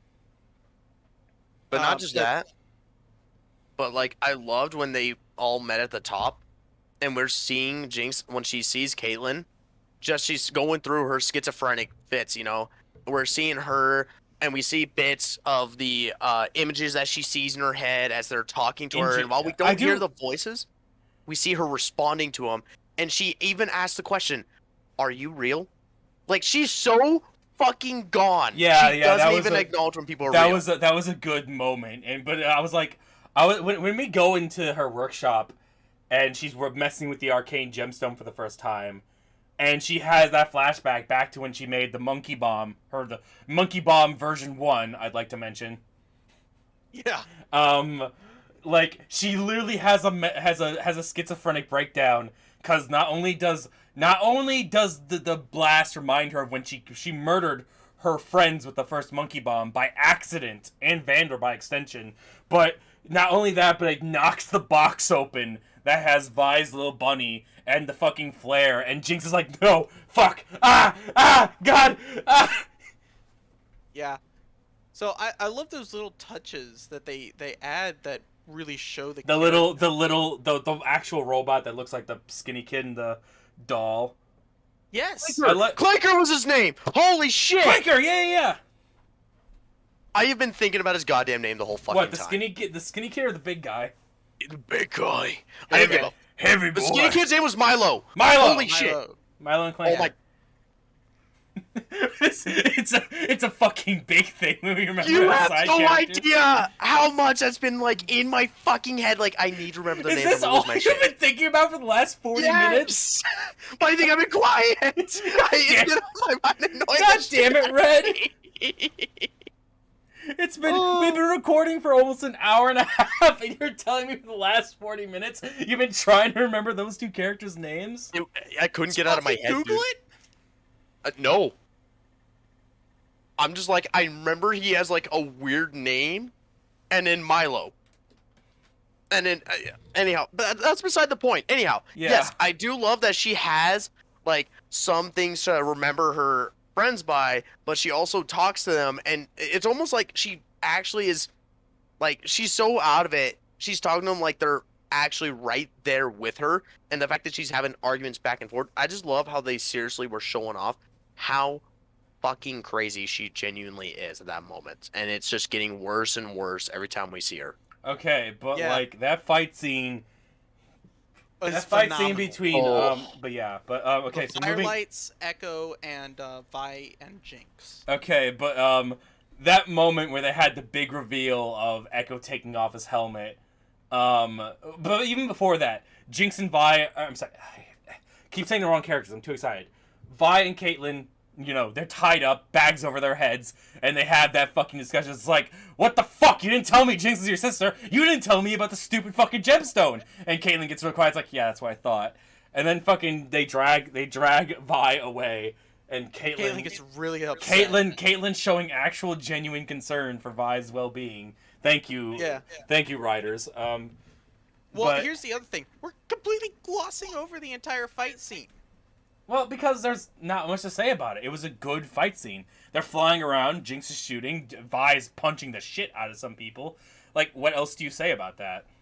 This is one of the cooler fight scenes. It shows the verticality and it shows the weaknesses. Gauntlet Vi versus Silco's bodyguard. I said cooler, not coolest. There we go. Fair-ish. I'll give you like a half point on that. Like, there is a lot of cool verticality to the fight. There is a lot of cool seeing Echo, like, do things that Echo wouldn't do normally, because we can't have Echo with his time power yet, because Hex Tech isn't a big thing yet. Well, his time power isn't actually from Hex Tech. Yeah, it is. He made the time power himself. Well, not quite. So he actually rummaged the main components of it from Victor's fucking garbage bin, fixed it up himself, and then he started getting access to time. It's not in... Part of it has some Hex Tech in nature from Victor. Exactly. But that's why I he said actually just rummaged it from Victor's garbage can because Victor got it. It's Hex Tech components, though. That's the whole deal. Yes. Technically, it's a chrono core because that's how time works. But regardless. Yeah. Anyway, but going forward to Echo. Dude, the fucking like moment where like Echo's like, "Fuck you! I didn't even know you were alive. Where the fuck were you?" And Jinx just fuck. Vi. Wrong person. Shut up. I know it's the wrong person. I'm excited. But Vi literally just gets up. The handcuffs are off, and Echo's like, "How long were you out of those cuffs?" Barely crying, and she's like, How long were you fucking complaining, kid?" Which was immediately followed by, "I've missed you." Yep. A great fucking moment is when they're in the Firelighters base, and you see that fucking tree, and then you get to see the mural, and it's just like, oh, this is great. This is literally just splash art from another Champions like border, essentially. Yeah, and it's amazing. And then when they get back to Caitlyn, and Caitlyn's like, "Wait, you know this guy?" Exactly. Like, honest, and even with Echo being like, can we really trust her? You know, just like he's constantly being skeptical about Caitlyn and Vi vouching for her. And he's like, all right, I'll tell you what. I'll give you guys a one trip up. Fucking it. I can't help you any more than that. I like how Vi is so easy. Like, Caitlyn's trying to convince Echo. It's like, let's just take it to the council. And Echo's like, fuck off. And then Vi's like, can we just take it to the council? And like, it just shows you how much weight Vi has with her people. Oh yeah, it's because especially if they were to know the fact that Caitlyn's very rich and he's gotten all this out a lot, Red. You need to I need a Yeah. Restart your thing, buddy. No, I think not so much resetting it. The like voice activation for him. Yeah. Yeah, I just had to tone it back a bit. Yeah. But not much. Anything else to say about Walls Come Tumbling Down? I like where they actually get up to the top, and then it's the beginning of that major fight between Echo and Jinx. Oh, that was in the Boy Which- Savior. Which is the transition. He caps the thing, and then the Boy Savior is the star of the next episode. Yeah. But talking about the Boy Savior, everyone shut the fuck up. Literally the coolest goddamn fight of the entire series. It's one of the I'd coolest, argue. but there's a fight that comes later that I love just a little bit more. We all have our favorite fight in this series for different reasons. Me, that fight between Echo and Jinx is easily my favorite because it's just literally perfect in like showing the characters' abilities versus like showing their past. You like that fight between? Can somebody just Google her name because that's gonna drive me nuts now, huh? I think it's Solka or some shit. One moment. Just Google it. Instead of just calling her lady, let's just fucking. Let's see here. Savika. Savika. I know it started with an S. Yep. But yeah, So like Caitlyn, I mean, Vi versus Savika 2 is like real. I know why you like that fucking fight because of the disrespect, which I have to say, It's not fucking just the amazing. disrespect. It's not just the disrespect. But we're on boy savior right now. Let's keep. We'll get to it then. Yeah. Yep. That happens that literally happens in the next episode, so it won't be long before we. You know what I mean? I do like the boy savior fight though. The boy savior fight, having the crows, because Jinx has been shooting all the crows for some reason, and then like having the firelights being the background, and it's like you just have Echo sliding the watch down, and I like how you can see that the ticking of the watch physically makes Jinx a little upset because of it makes her think back to the game they used to play when they were kids. That whole scene is amazing because like Jinx takes one look at that watch, Echo takes one look at her, and Jinx knows exactly what that watch is. It's the game they played when they were kids. At that moment, it's not Jinx and Firelighter. It's Powder and Echo. It's the game they played when they were kids. They know how it's played. They know the rules. In that moment, let's fucking go. You know what I mean? And Jinx always won. Jinx always won the game as a child. But now Echo uses, which I know a lot of people were like, "Holy shit, Echo has that Echo's watch is the time powers still." But it's like, no, he was just fucking, visualizing it and remembering. Yeah, but, which like, I will say real quick about that. That was such a cool. Like that's like one of the few setups I'm okay with because I'm like, of course you show why he's so good with the time powers. And not just that, but like it's an insanely good foreshadowing of what Echo will eventually have access to. We got to see where he's playing out in his mind. If he makes one wrong move, he's gonna get shot and he'll die right there. And so he thinks back, different plan. It's almost like watching Sherlock Holmes with the fucking Mind Johnny. Palace. Yeah. Yes, exactly. Mind Palace. Yes, and it has that beautiful little art to it. The airbrush animation, which is amazing. It gives the distinction that what's reality. My favorite fucking motif of that entire fight was the firelighter being in the background and the crow being in the background. Like those were such cool moments. I love. Okay, so this is a very like. Okay, so I know it's like the first thing you think of are like stands from JoJo, right? But having the spirit of whatever it is that is behind you fucking doing the thing, in my opinion, is the coolest thing ever. It's kind of gotten oversaturated with JoJo because that's just what stands are. But if any of you fuckers want to see one of the coolest like shonen fight scenes, in my opinion, like one of the classic ones, fucking watch an anime called Blue Seed. When Usanagi gets the other blue seeds in his body, and he's fucking fighting that giant monster, and you see the spirit of the monster that he got the seeds from punching the fucking end boss. That's the coolest fucking scene in the entire anime. It used to be my screensaver. Alright. Okay. But like seeing the spirits of like them being represented behind them as they're running as children and adults, it's like such a drastic move because like he's no longer Little Man and she's no longer Powder. They're like bogged down. It's Echo and Jinx now. Exactly. Echo's the leader of the Firelighters, so he has the Firelighter behind him, the little bug thing. Jinx is now decayed. Powder is now dead and decayed, so now there's the crow there. Like it's just such a.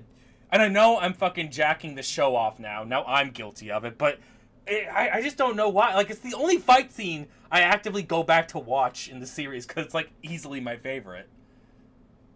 Echo's rocking with them Halo blades. I hated that fucking music at first, and then it really started to pick up and fit. That's the thing. The music grows on you, honestly. Yeah. But dude, fucking Echo kicks the shit out of Jinx. Like I frame by frame that entire scene because when there's a scene in something I really like, I just frame by frame it for like a couple of hours before I'm satisfied because I feel like I need to see every single thing. Like I frame by framed all of Atlantis. Don't ask me how long that took. I was probably doing it for probably a month, frame by framing that entire movie. It's a great movie to do it to because I think it was one of the last actual like hand drawn, yeah. Yeah. With hand-drawn there was animation. quite a bit of CG in there, but still, it was really good. Yeah, it was one of the earlier CGs that Disney did, and the CG actually holds up today better than The entire Leviathan fight is better than any the entire Leviathan fight from Atlantis is better than any remake that Disney has put out. Correct. Yes, agreed, 100%. All right, but anyways, but that's off topic. But like, Back to okay, it. so I frame by frame this entire scene, right? So Echo jumps, and believe it or not, Jinx actually shoots Echo in that scene. Yes. Yeah. So She- the well, last he's wearing the a fourth vest. the fourth shot basically eats the bullet, kind of, but like basically the pipe hits Jinx on the temple. She hits the ground. He hits the gun out of her hand. Throw shoves the pipe against her neck. Hits her once. She gets up. He pushes her back down. Hits her again. Hits her a third time. He's about to just knock her teeth out, and then he stops because in that moment he doesn't see Jinx anymore. He sees powder. Exactly. Yeah, homie's going at her with the equal rights, equal fights movement. You're right. Like, dude did not hold back for those punches. And the just Also, Galen again, amazing sound design. When Jinx gets beamed with that, when Jinx gets smashed with the goddamn pipe, you feel it. She hits the ground, and then immediately Echo's just on her. It's just you are dying. Yeah, dude did not let up.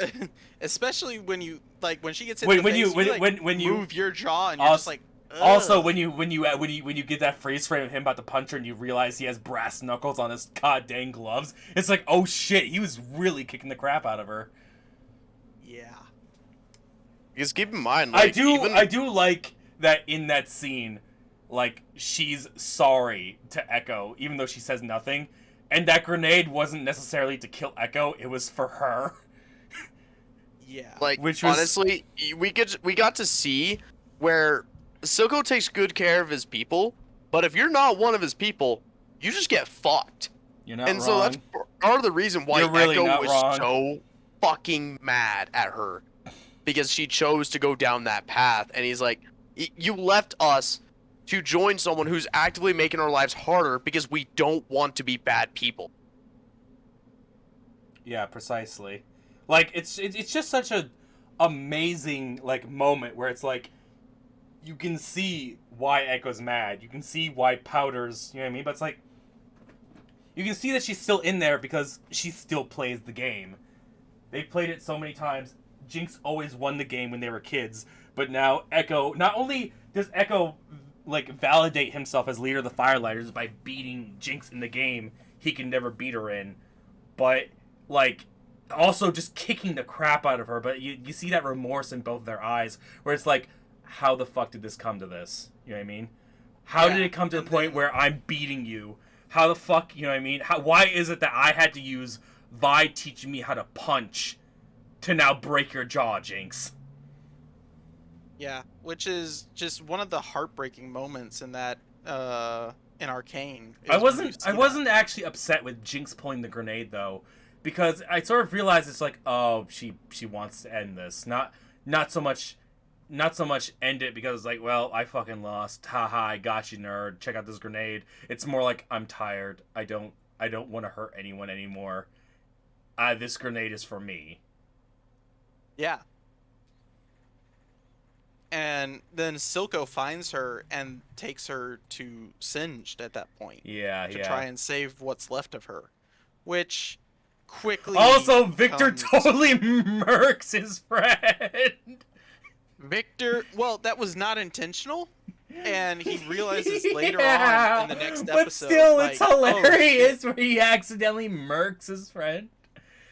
Actually, for him, it's traumatic overall because he then realizes how much she actually loved him. But and the problem is that the Victor that we know isn't gonna give a shit once he's Victor. Later he's not gonna give a shit, but right now he's still we're witnessing a man. Also, great callback because we missed this because Jace almost committed suicide for him wanting to. So we skipped this part in another episode, but Jace basically almost committed suicide because he was basically exiled from the school, not from Piltover, but from the school from ever working again, and he was about to commit And suicide. his benefactor, Exactly. like, deserted him. And like Victor comes in, he's like, "Am I interrupting anything?" And then Victor's about to jump off the thing after he spreads his friend's ashes, and Jace goes, "Am I interrupting anything?" And it's just like such a good callback. Exactly. Yeah. But like right now, we're witnessing a man just desperately trying to find a way to not only better his people's lives, but to help him save his. Because throughout the show, his condition just keeps on getting worse and worse to the point where he has very little time. And so, you know, no time. Like, exactly. to his deathbed almost. And I can't wait for that. I can't wait for that crutch to turn into a cane. You guys know exactly what I'm talking about. Yep. And so what we're seeing out of him is like the sudden realization of, you know, he's now kind of stuck in the situation where it's like, I'm going to try to save my own life, but it costed someone else's. You know, for him to slowly understand it. It's the same thing with Jinx. I live, but at what cost?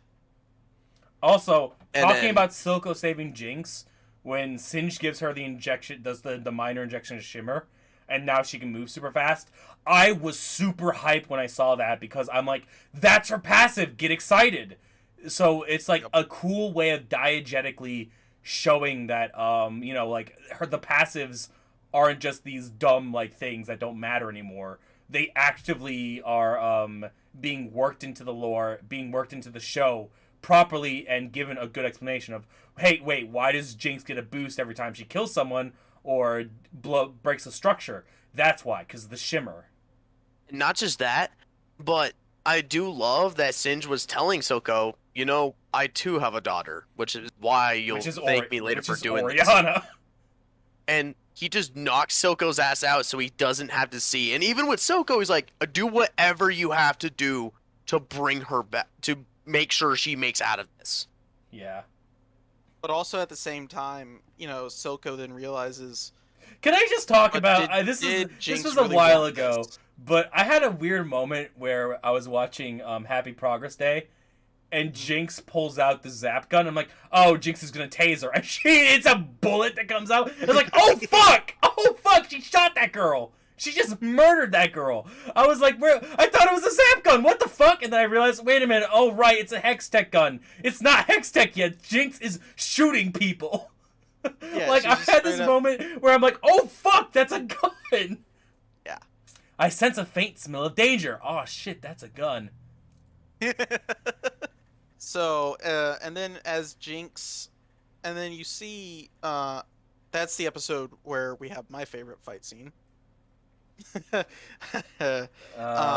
where fight? Vi and Savika. Or Vi and Savika duke was it out. Was that in it's in the second to last episode. That was Oil and Water. Are we done with Boy Savior? I think we more or less hit all the actual important points of it, to be honest. Because outside of like what we just disclosed. Okay, one more thing. Fucking that weird axolotl salamander thing. Mm-hmm. I don't know what monster noise it is, but that's a monster noise from League of Legends. I think it might be Gromp. Yeah, I think it like possibly like legit. It's one of the monsters from. It's either one of the monster champions or I think it's Gromp's like monster lines. You know what I mean? I think it's Gromp's monster lines. Or monster barks. I think. You know what I mean? Yeah, yeah. But it was so weird seeing that because I'm like, wait a second, I know that sound effect. That's from League. Yeah. Which is make sense. A cool ode. Yeah. Also, fucking like baby Victor being terrified of Singed having to hook that thing up to like mega life support to keep it alive, and like Victor being like I don't understand this anymore. Fuck you, old man. And then adult Victor comes back to adult, more like old man Singed, and he's like, I understand now. As you see the salamander thing is now in like a vial of biogel. Like it's in a giant like tube of biogel keeping it alive, but it's terrible. It's just like you get that final moment where it's like, okay, this is how he became Victor. He literally like says, "I've lost a bit of my humanity today. I'm ready. I'm ready for whatever this bullshit is. Let's go." Oh yeah. Yep. And so, I assume we're ready to start on the next episode. So, Mel. I did not like her character that much. So, But she grew on me super hard after episode 5. After episode 5, around episode 4, like when Jace and her do it, I'm like, okay, this is a political thing. This is a power thing for her. And then you have that moment where It becomes a personal yeah, thing. yeah, but like, you want to know the moment where I'm like, oh shit, it's an actual relationship? It was when she was like doing the painting in a room, and she's like, yeah, you fucking left, whatever. And then he's like, Victor's dying, and immediately she drops whatever petty anger she had towards Jace, and she's like, oh fuck, I am so dude, are you gonna be okay? And I'm like, oh shit, they're in an actual relationship. What the fuck? You know what I mean? Like, I was like, oh, it's a political, I'm using him for power thing. And then you have that other scene where he's down in the forge, and she's like, been looking for you, and it's like they have a nice little moment there too. And I'm like, it's really nice. You know what I mean? They're actually genuinely together. And then Mel's mom shows up to fuck everything up. Let's talk about Noxus! Okay, me and Red, we have so much to say about this scene. first off, I hope to God that in season 2 we get a Darius moment. Darius, I'm not asking for Swain, much. I don't care who, Draven could show up, I just want someone on screen that's connected Katarina. to Darius. Katarina. Katarina wouldn't be a bad one, but I specifically just want to see Darius. I want to see him with his big-ass axe, just on screen, just being like, who the fuck are you? I'm Darius, I'm just gonna kill you. I want to see Swain, honestly. Okay, we know Swain's coming because I want to say this for the last episode, but we're so close. That last scene with all those ravens around, like, those are indicating of Swain. Remember, because the crows of Noxus are Swain's eyes. Remember? They're ravens, not crows. Same difference, dude. Not at all. I would be yelling at you if we were playing D&D, but still, fair enough. It's same difference though. Same difference though. But the ravens of Noxus are Swain's eyes, so they're scouting out. They're scouting out Piltover first. But Mel's mom, Jesus Christ, like, She's on some shit. Like, she really is on that shit, and it's just like, okay, so have either of you played Wolfenstein? Nope. There's this scene in Wolfenstein where this like Nazi bitch like has this young Aryan German dude basically literally up her asshole. And I remember this scene now, yes. Yeah. You know what scene I'm talking about on the train? Yes, on the train. It was, but I got the vibes of that scene so hard when I saw that dude like on the airship for her, and then in the fucking bath. I'm like, fucking. But props to, it really shows how that she's from Noxus, that she gives zero shits that he can see her naked, because she's talking to Jace while she's in the tub. Or in the spa, I should say. And she just gets up, and Jace is like, oh, fucking Noxians, god damn it. Yeah. Like, and also I love her screen presence though. Noxus lands on Piltover. What's the first thing they do? Bring out all the skirmishers and the heavy cavalry units. We are here. Noxus stands. And also try to make a war. Can we point out how badly things would have gone if they sent Cled there? What? Yeah. Could you imagine how poorly things would have gone if they sent Cled instead of her? Say that again. You're cutting out again, my guy. Yeah. One moment. Did you say send Cled? Yeah, just imagine if they sent fucking Cled instead of her. Imagine how fucking cool. Is Cled a Noxian? Yes, he's a Noxian.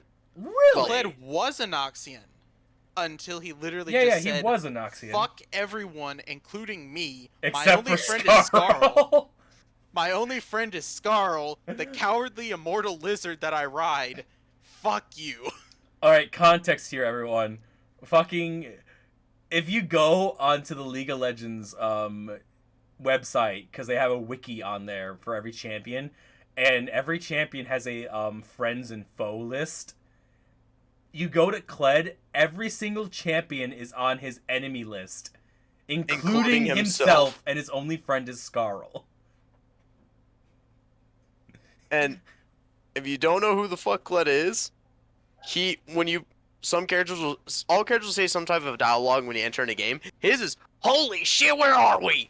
He is as heavy southwestern as you can possibly Which is fucking funny get. because he has a shotgun. Because he has a shotgun, and literally one of his like titles for things is Hey, violent cousin! tendencies. No, one of his specific abilities is violent tendencies. Yeah, violent tendencies isn't that his passive? Yes, his W. Yeah. But anytime Kled meets a Yordle, he says, "Hey, cousin." Christ, that does not help it. Dude, if Kled shows up in Arcane, I'd shit my pants. I imagine back when Kled was in the Noxus army before he just fucking left, they just deployed him using a catapult or a ballista. But seriously though, like, okay, so Noxus touches down, and she just commands and demands Omni respect, even though she deserves none of it. But I will say this, what do we think of the scene of why Mel was disowned? Like that scene where they decapitate that little princess is like, Jesus Christ. Yeah, Noxians are... You don't fuck around. But also, what's weird about that is that that's not Noxian protocol. Because It's not true. Because Noxian protocol is that you give up. If you don't give up willingly, we will kill you. She was not a threat. She had no way of harming anyone. Here's the difference. Mel's mother killed that girl because she thought she was a threat, even though she was no threat. If Darius was there, Darius probably would have folded her into the Noxian nobility. You know what I mean? He would have given her to the noble family. Like, she is not a good Noxian general. She is a warmonger. And I know it's weird because you think of Noxian being the bad guys. They're gray, just like Demacia. Here's something funny about Demacia. Demacia is a and I know this word gets thrown around a lot, but it's real. But it's actually real here. Demacia is actually a fascist dictatorship. State. Yeah. Well, technically it's a state because they have a council, and Noxus is a dictatorship because they have a dictator. But the difference is that they're both extremely morally gray. Yeah, in Noxus, there are no slaves in Noxus. Oh yeah, in Noxus there are slaves in Demacia. And not just that, but in Noxus' eyes, if you are willing to fight for us, we will make sure you have... To their eyes, there is no white, black, Asian, whatever the fuck it is. To their eyes, you are a Noxian. Yeah. If you are willing to fight with us, you deserve all the same rights I do. Now, which is a good example, because in the card game, in Darius' cinematic, that slave girl who was to the king, basically Darius saves her life, and they smelt down the metal, and she gets promoted to captain right then and there. She's promoted to captain, so that means she outranks a bunch of the soldiers that just, like, raised some of the army there. And notice how Darius comes in, and he doesn't immediately cleave everyone in half. He's like, stop the bloodshed, you've lost, we're not killing any more of you. Notice how the dude who's the big heavy dude is crushing the dude's head, and immediately when everyone throws their weapons down, he doesn't kill the dude, he takes his foot off the dude's head. Like, Noxus is not a bad place. Neither is Demacia. They're both very different shades of gray. But you have this general who is such a warmonger that it's almost obvious, but I don't like it almost, because it's like, okay, Noxus isn't that. You know what I mean? But it shows that you know, it shows you how much they want the weapons because they sent the warmonger in. Yeah, but it also shows like why Mel was right to leave. Exactly. It validates Mel. It validates Mel on being like, you know, and not to say like, you know, there are bad people and there are good people everywhere. You know what I mean? Yeah. But this just showed that, even Red, your favorite character, Set. Love him. You love Set. One of his interactions with Noxians is, you Noxians aren't bad. You Noxians aren't all that bad. Not good, but not all that bad, right? Essentially, yes, and that's mostly because once he actually proved his strength, motherfuckers left him alone for a damn good reason, and some even learned to respect him. Exactly. It's just that even Darius has an ambient respect for Set now because he can punch. Draven would like him. R.A.P. Draven. I'm gonna be real with y'all. There's a reason why his ass is at the bottom of the power list. Katarina can kill him. Clyde can kill him. Darius can kill him. Like seriously, it's ironic because the two, ironically enough, lowest characters on the list is Draven and Riven. Riven's not Noxian. Riven's not Noxian. Yeah. No, I'm talking about. He's talking about characters. like Red just put his scouter on us talking about power levels right now. Oh yeah. I'm just saying. But anyways, funny. we got on a huge sidetrack there. But oil and water. We're still talking about this. Like, man, like, can we just talk about fucking Caitlin's in the shower? And Jinx is sitting on the counter, having to redo the monkey face because it keeps steaming up. She's like, "Who the fuck showers this long? God damn!" You know what I mean? Because like the second she turns off the steam, the outline of the monkey face is in the mirror, and I'm just like imagining Jinx just being like, "God damn it! To fucking get out of the shower already! I gotta fucking remake this monkey face every single time." Oh my god! All right, anyways, Grind never ends. David, what do you think about that scene? Like, Jinx repeatedly trying to fucking draw the monkey face as Caitlyn's showering. That is, well, first of all, that's a very oh shit moment. Like when you just see Jinx in the background. If I was in that moment and I saw that starting to appear, I wouldn't wait to see the rest of it. I would run out of the room and try and grab a gun. Also, great moment we fucking missed in Oil and Water. They hop through the window, and Vi's like, "Who lives here?" And Caitlin's mom comes busting through the door as has the gun, and she's like, "Hey, Mom." Just no hesitation. She kicked in there ready to blow someone's fucking brains out. That woman had no goddamn chill. All right, you two, fucking talk about your favorite fight in this series. All right, let's go. So, starting off. Okay. I feel like each of us had this moment already. I'm not sure if David had this moment yet. Nah, because it's the same fight for me. Okay, yep. All right, so I popped off for Echo and the Nautilus reference. Pop off here. Go. So first off, the choreography clean. Oh my god, that very shit was clean. Gucci. I say it's not my favorite fight because I think the Echo and Jinx fight just has more underlying value to it. But I will say that this is probably fight number 2 for me. This made the show. This made Vi what she is. The fact that after Vi sent her ass to the wall, walked over, grabbed a drink, drinks it, and then throws it at her in the middle of the fight, at that moment, Vi's not taking it very serious. She's making an example out of that bitch.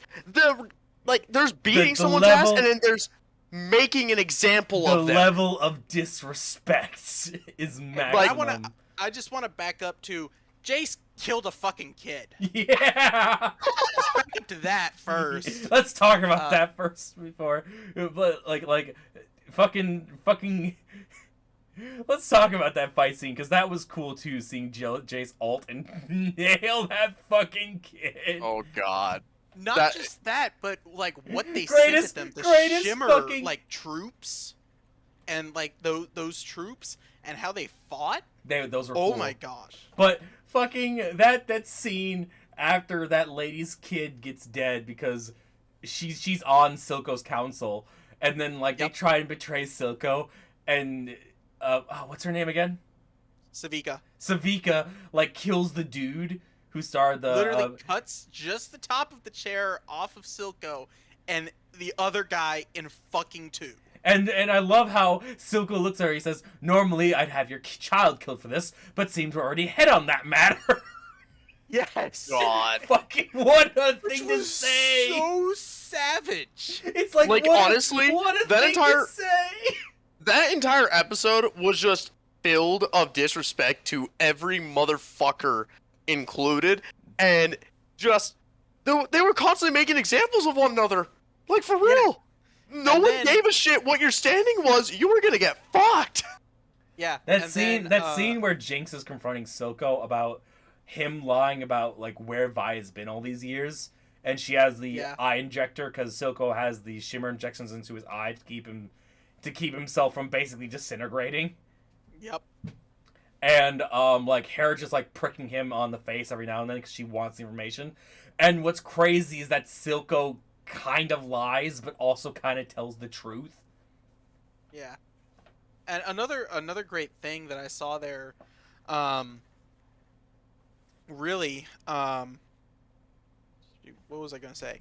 Fucking, okay, train of thought's gone. It's gone. I don't know what the fuck I was going on. But I'm gonna continue all on the been fight there. real quick. So, and then just the fact they were throwing shit at each other, and then finally Vi just had enough. The whole ass pool table. Yes. Just that fight, I was, just mind you, I was piss fucking drunk at this point, and I was jumping up and down like a kid being told he's going to McDonald's for lunch instead of going to school. Seeing Vi dish out a disrespectful ass whooping to her. Oh my god. So I Vi was starting at the beginning of the fight, where still there's the almost two- loses the fight too. But Yeah. it just shows you how much disrespect Vi has for anyone. So I just want to start at the beginning of the fight where she literally just like walks up, beats the shit out of the two shimmer guards, and then just like walks in, and this dude's like playing the record, like, That fucking Huh? weirdo that What's licks the going top of on? that guy's head. and he's just like, wait, did I miss something? And Savika Turns- just goes, turns to- everyone out. Just And then get he just out. looks at Vi, and it's just like, oh shit, I'm gone. He pulls That out literally- he pulls out a pocket knife to try and like intimidate Vi. It's just like, dude. No. She's just like, you sure you want this shit? He's like, You're about to catch the smoke. She kicks the gauntlets on, and it's just like, okay, this is where the fight scene begins. Yeah, honestly, Yes. oh, like and then that episode, everybody leaves, just and immediately Savika and them just go at it. no hesitation. There was no like banter. They just went straight to Because they the both fucking slaughter. know what's up, and the reason why Vi wants Savika dead so bad is because Savika was there when Vander was killed, and it's technically her Yes. fault. And not to mention, I also feel like there a bit of it was like, you whooped my ass last time. Now I'm here to beat yours. We're on equal terms now, bitch. I have magic Exactly. gauntlets now, bitch. Let's go. It's I like just the love last. so you know when And so then we pool get table. No, I'm not quite done yet. The pool table slams in, and then Savika cuts through the pool table, and Vi kind of goes, "Ah, shit, that was supposed to be the finisher."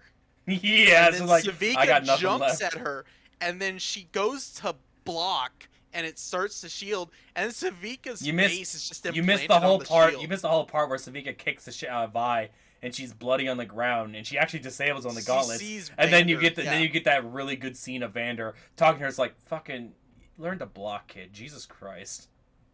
Yeah, and then she does, and the gauntlet makes a shield, and Savika just face plants into the shield, Yeah. which God. was so good. And then she slides off, and then Vi just punches her face in.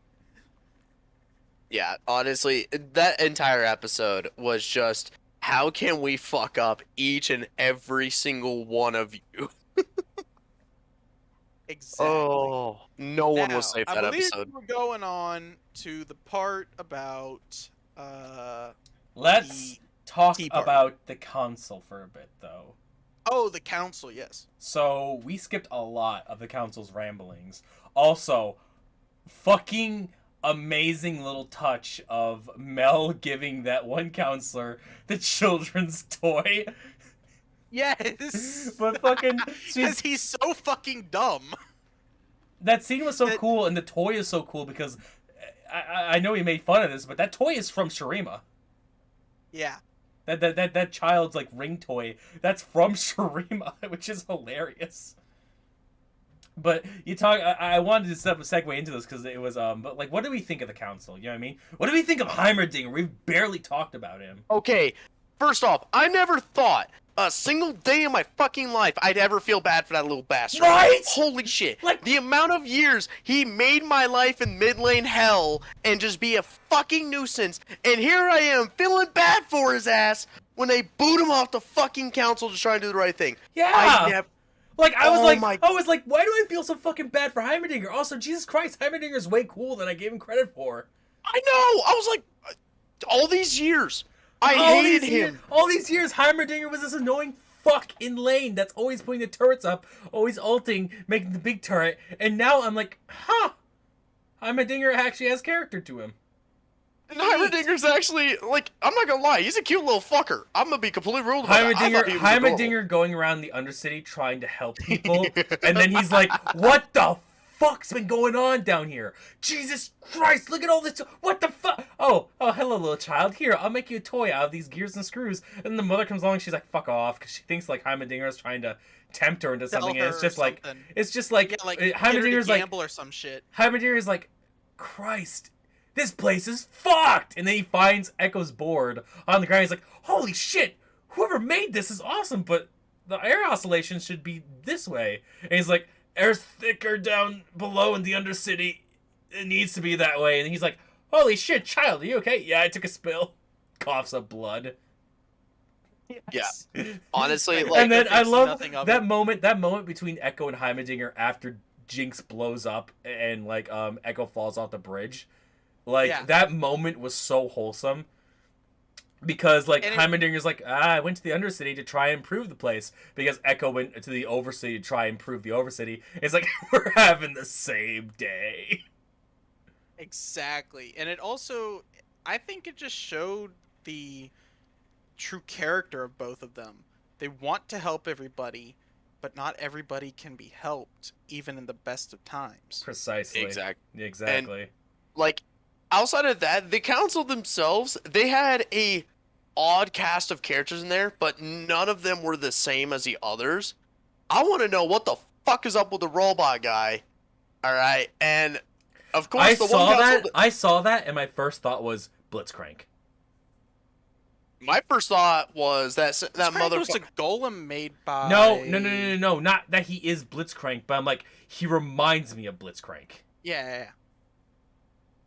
But, like, the council as a whole, I liked, but I also liked how Mel went behind the scenes with Jace, slowly having them agree with them, because they knew leading up to this moment at one point, if they were to progress more with Hextech, they'd have to get Heimer off, because he carries so much raw weight. Exactly. They need him off the council. And so it was incredible to see them understand what needs to be done really early on and actually already begin networking to basically control the entire council with just the fucking two of them. Yeah, but then we need to add another seat to the council, they say. Yeah, and then Mel also realizing, but also Heimer is partially right. We can't just make a ward. That scene where they're taking apart Jinx's explosive, and Mel's like, we might need to make defenses, and Victor goes, "Are you fucking crazy? What do you mean make Hextech weapons?"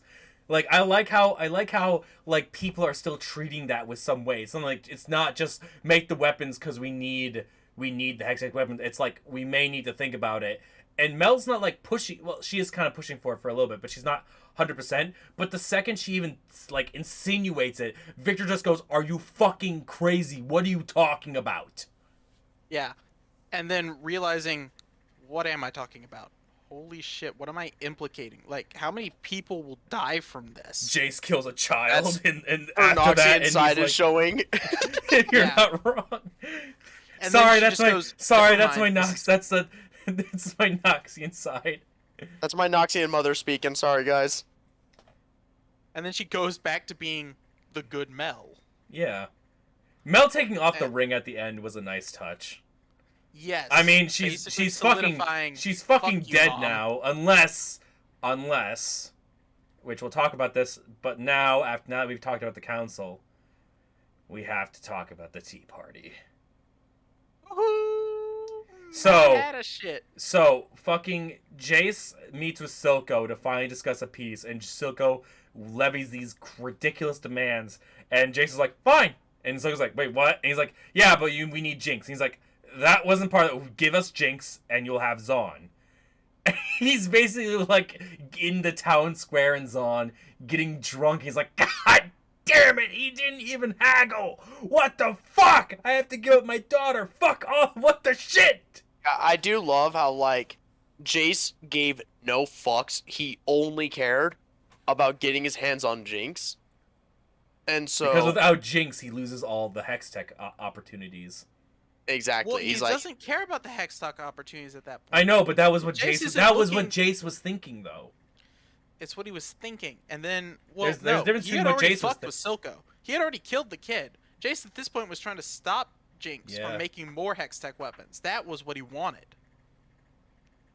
This was Jace saying, "No, I like to say she can't that be allowed to something continue funny to make I just more weapons." something funny I just saw is that the genres for Arcane are steampunk, action, drama, adventure, science fantasy, adventure fiction, adventure fantasy, and fashion.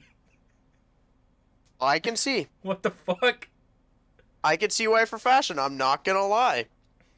There's so, like, those are far from conventional clothings in any era of humanity. So I can see why. It's just weird that would be a genre of movie. It's like, I wouldn't watch Arcane for the fashion. Fashion. Just watching out that tag because a fashion student was watching it for their college paper. Okay, Timo. God damn it. That fucking okay. We need to talk about that scene too, where they come to the police officer that's under Silco's thumb, and he comes home, and they're in the little girl's room, and the guys. That was the ultimate like mafia Don moment. Like, I actually thought he was gonna kill her right then and there. I'm not gonna lie. I was like, oh my god. Silco wouldn't do that. Like, and I can't believe I'm about to say. No, It not wasn't his no, daughter. No, He not wasn't one of his not people. Stop. Silco himself wouldn't do it. He would have someone else kill her. I don't think Silco would kill another man's daughter, not in front of him. You know what I mean? Not now that Silco's a Make an bad. example. Yes, Yeah. but Silco would have someone else do it. I doubt that. Like, this is how good of a villain Silco is. I can see his morality line. Silco himself would not shoot the girl. He would have someone else do it. He would not, like, you know what I mean? I could see that, but it didn't help that he also had his two goons with him. That's Exactly. One of the reasons why I'm like, He would walk he's out of gonna the room. have this girl killed right here, right now. I'm terrified. That's what I'm saying. That he would have one of his goons do it. He himself wouldn't do it. You know what I mean? But like, still, though, that scene where they're in the little girl's room and they're just hanging out, and the one dude's flipping through the pages, and you see that one image of Timo, and I'm just like, oh god damn it, you had to get one in, didn't you? Because Timo's the most like recognized character in League of Legends. Because remember that little picture book that the Oh my Cancer god. rat, Cancer rat. Cancer Rat. Yeah. Wait a minute. I thought we said Twitch was already made in Zon. No. Twitch isn't Cancer Rat. Timo is Cancer Rat. Yumi is Cancer Cat, and Twitch is just a rat. Twitch is just rat. No, Rat's a rat bastard. That's what he is. Anyhow, so, fucking, I genuinely thought in that episode we were gonna see one of Silco's men kill the girl, and he tells her, "Your next up will be everything else you've ever cared for." I think you're thinking too much of that scene. Like, Bro, I the knew signs they were all weren't. there. I knew they weren't going to kill the girl because there wasn't enough there to do it. Like, the music score wasn't enough to show that he was about to kill the girl. And also, he didn't do anything to warrant that. Like, yeah, he kind of fucked up a bit, but it wasn't enough to. Like, I knew this was just going to be a warning. This was making an example. Like, imagine he's like, you're not safe up here. I can come up here whenever I fucking want. That was the scene. You know what I mean? And- I think you're thinking a little bit too hard, and you're. But here's why I'm saying that. Because he was basically telling him, you keep your fucking men out of my city, and we won't have any issues. And then what happened? Enforcers up the ass in Zon. And so now at this point, Silco's being pissed because now his entire shit, he has to constantly work around that, making it harder for him to get his goods from the upper level down. Like at this point, he just made Silco's life a lot harder to be able to do all sorts of shit. Yeah, but and he at told that him, point- "Get at that your point, you people don't- under control." At that point, you don't do the kill. You do the warning. You show Silco how much power. I'm sorry. You show the police officer, the police captain, just how much power you actually have. You know what I mean? You show him how actually powerless he is in that moment. You don't just Also, this moment happened like way back, and like everyone wants to be my enemy. Yeah, it wasn't nearly as.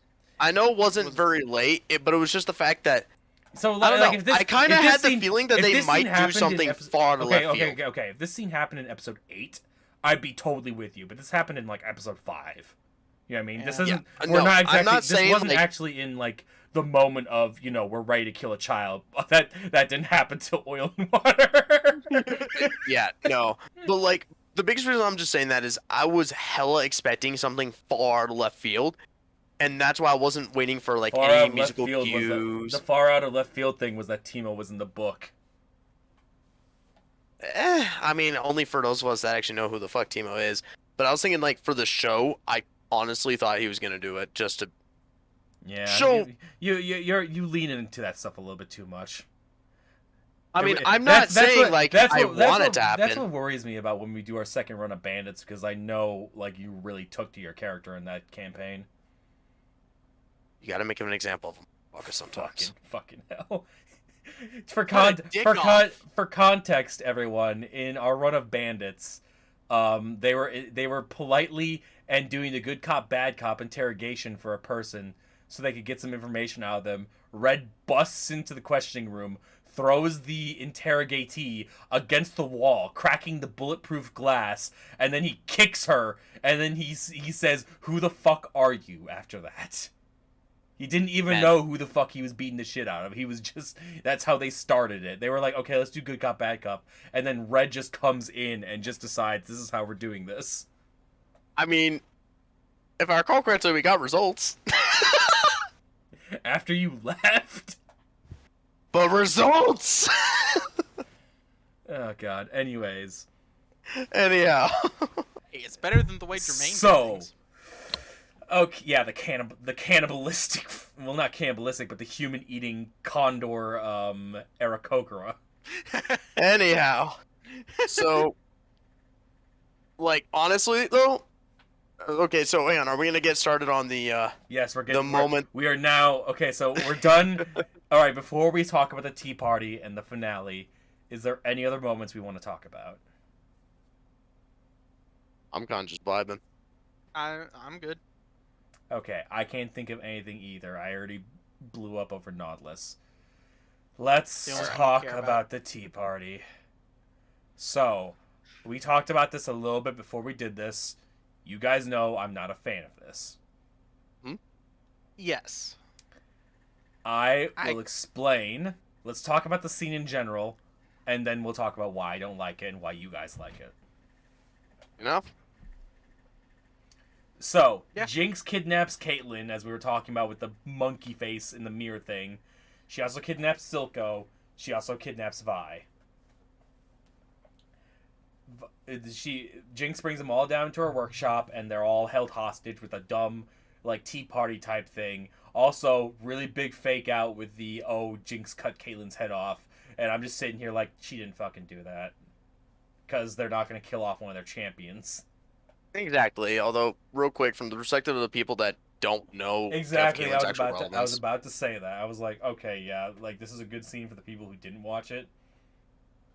But all of us that do play League were like, yeah, it's not happening.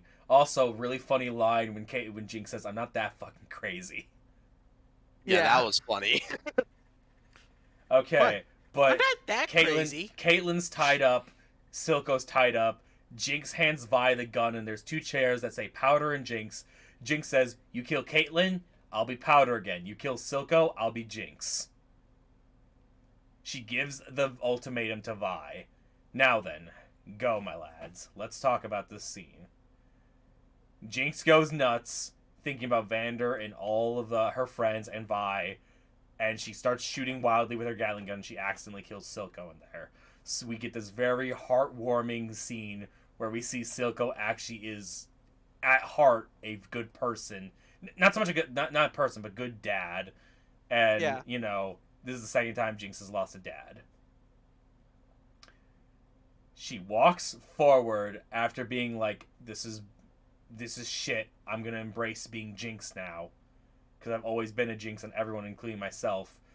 And then she pulls out fish bones, the item that Silco pushed her so hard on, you know, not so much pushing her to make because he wanted it, pushing her because he knew she could make it. And as they're in the council room, they're talking about we need to have war with Zahn. Jace convinces the council we make peace with Zahn. Then she fucking nukes the council building. Am I missing anything?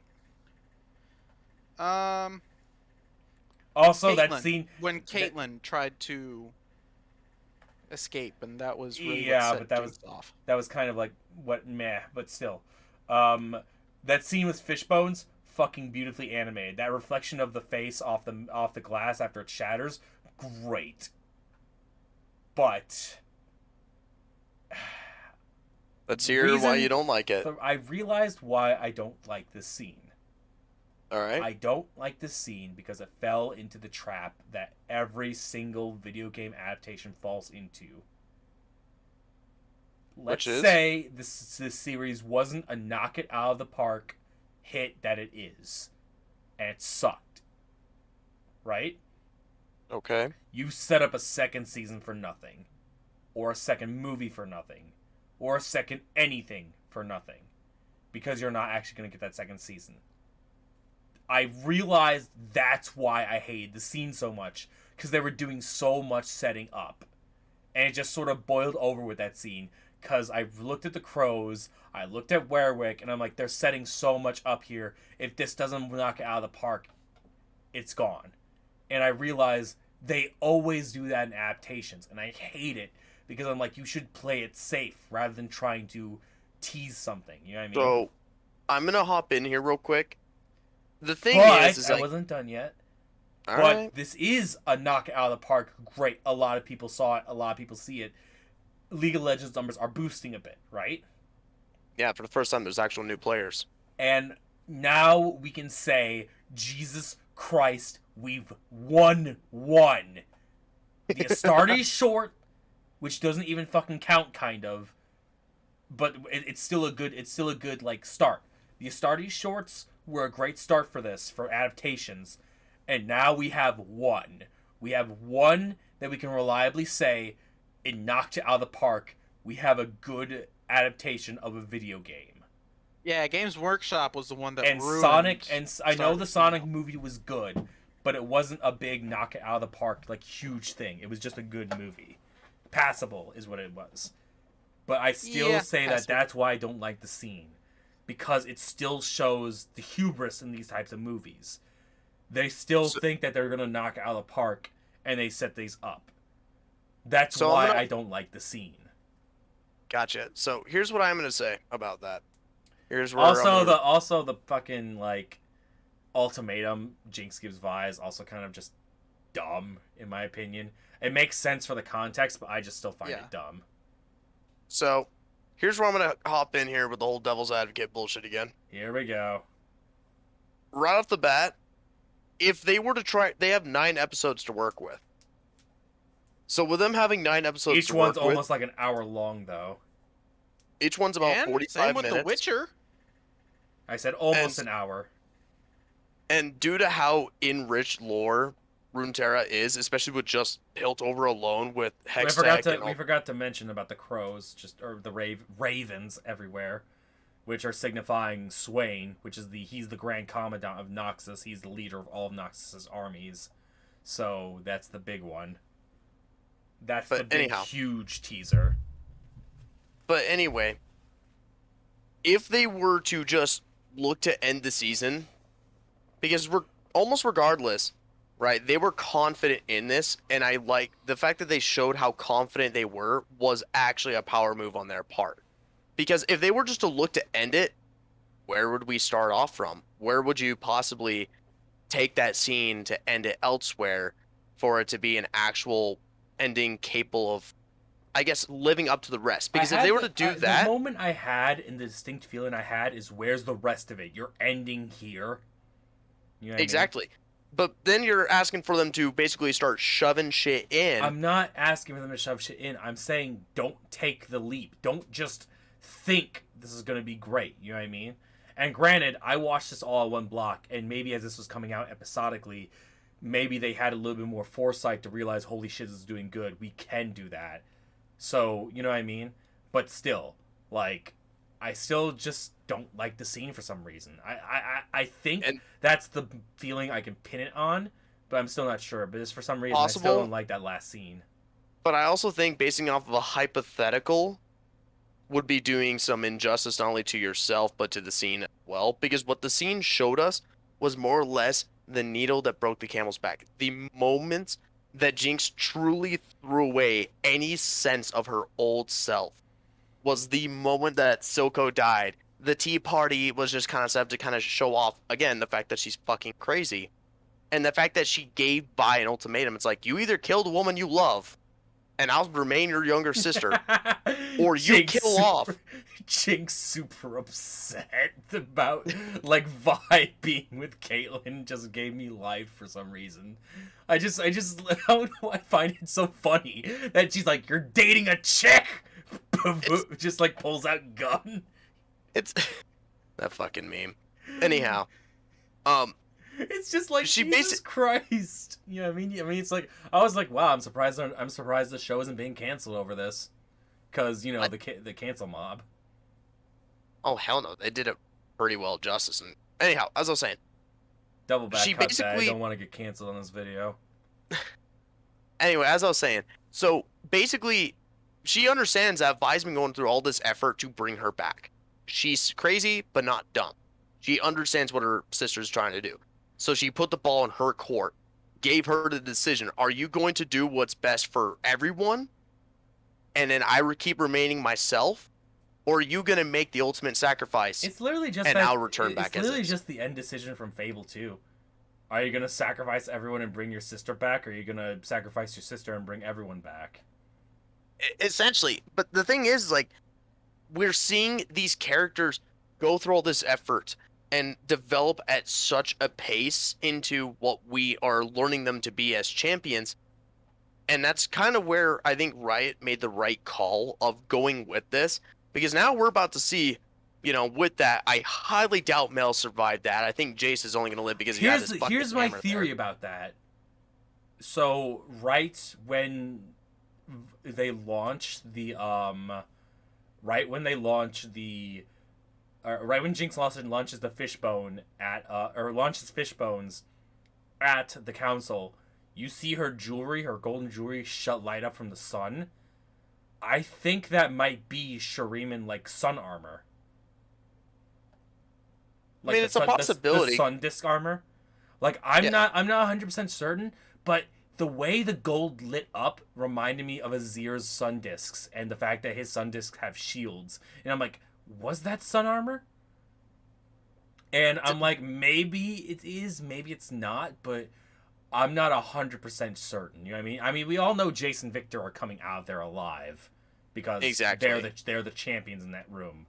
But, you know, my theory with that is just whatever theory people come up with, I'm going to be surprised. I'm not going to be surprised regardless of what comes out, because there's so many limitless options they can go with this as to who make it, who don't. Is this the moment that Jace truly delves into his personality being an egotistical asshole? Is this what finally pushes Victor over the edge and saying, fuck humanity, I'm done with this shit? Or, you know, there's just so many different routes they can go with this to help push these characters. The whole thing that would push Victor over the edge there would be seeing Hex Tech be turned into a weapon at that point. And it's the very weapon that destroyed the council that he and Jace have fought so hard to finally get on their side to help them further push Hextech to better Piltover. I mean, they're all dead, so technically he could still make peace with Zahn, but who knows at this point? Yeah, but now all that effort is gone, and they're witnessing, they're kind of like a Tony Stark from Iron Man, you know? Just taken at a more negative route where his own weapons were used to kill off the very people he wanted to protect with it. Now we're witnessing one of their... It's funny you say that because Jace is basically the Iron Man of League of Legends. And Jinx, actually. I mean, hell, she made shit out of scrap, for God's sake. They made that very comment in the first Iron Man. With a box of scraps! Exactly. Anyhow, and so basically what they're doing is, like, they're giving us so much room to work with. I love it. And the like the Mad Hatter's Tea Party. They decided, like what you mentioned earlier, how you liked how they grabbed some tropes or some small things from other areas. It's the same thing with this. We see what's supposed to be a very sophisticated area, yet it's being basically ran by a lunatic. I know the context of the... Bro, you don't need to fucking explain. This isn't just for you, my guy. But I'm just simply stating why I like it. It wasn't the fact that it was just how you were explaining it. It's like, this is how the Mad Hatter's Tea Party works. It's like, oh my god, dude, we all fucking know how the Mad Hatter's Tea Party works. I'm just excited. I struggled with my words. Speech impediment for you in a nutshell. That's how it be sometimes. Anyhow, but just the fact that Jinx understood and put the ball in Vi's court and then just went on a complete fucking mental breakdown and swiped the ball right back into hers and made the decision by accident. Oh, and Silco's like final words to her. Oh my god, that shit hurt a bit. I'm gonna be real with y'all. Like, that was such a powerful fucking scene. How many drinks were you at this point? I was pretty deep. Let me say that again. How many drinks in were you at this point? I was very deep in. That's why I had to watch it a second time. And my opinion did not change. Nice. In fact, I felt stronger about this opinion towards it. Fucking amazing. I can't fucking believe this shit. All right, David, anything to say about the ending before we end here? I really actually enjoyed the way that it ended up, especially because it showed Jinx's not just descent into madness, but how fully committed she became and why she became so committed. It gave full perspective and on why everything was the way it was. So, I just like that they took it all the way through, and while it did a lot of setup, at the same time, it also gave full closure on Jinx's story. That's another good thing we can say about this series. It's nice to finally have the series have dedicated lore. That's set in stone. It's not like left up to interpretation, kind of. We just have lore that's set in stone. This is why I'm so upset about the Ruination lore. Oh my god, that was such good potential and they fucked it up.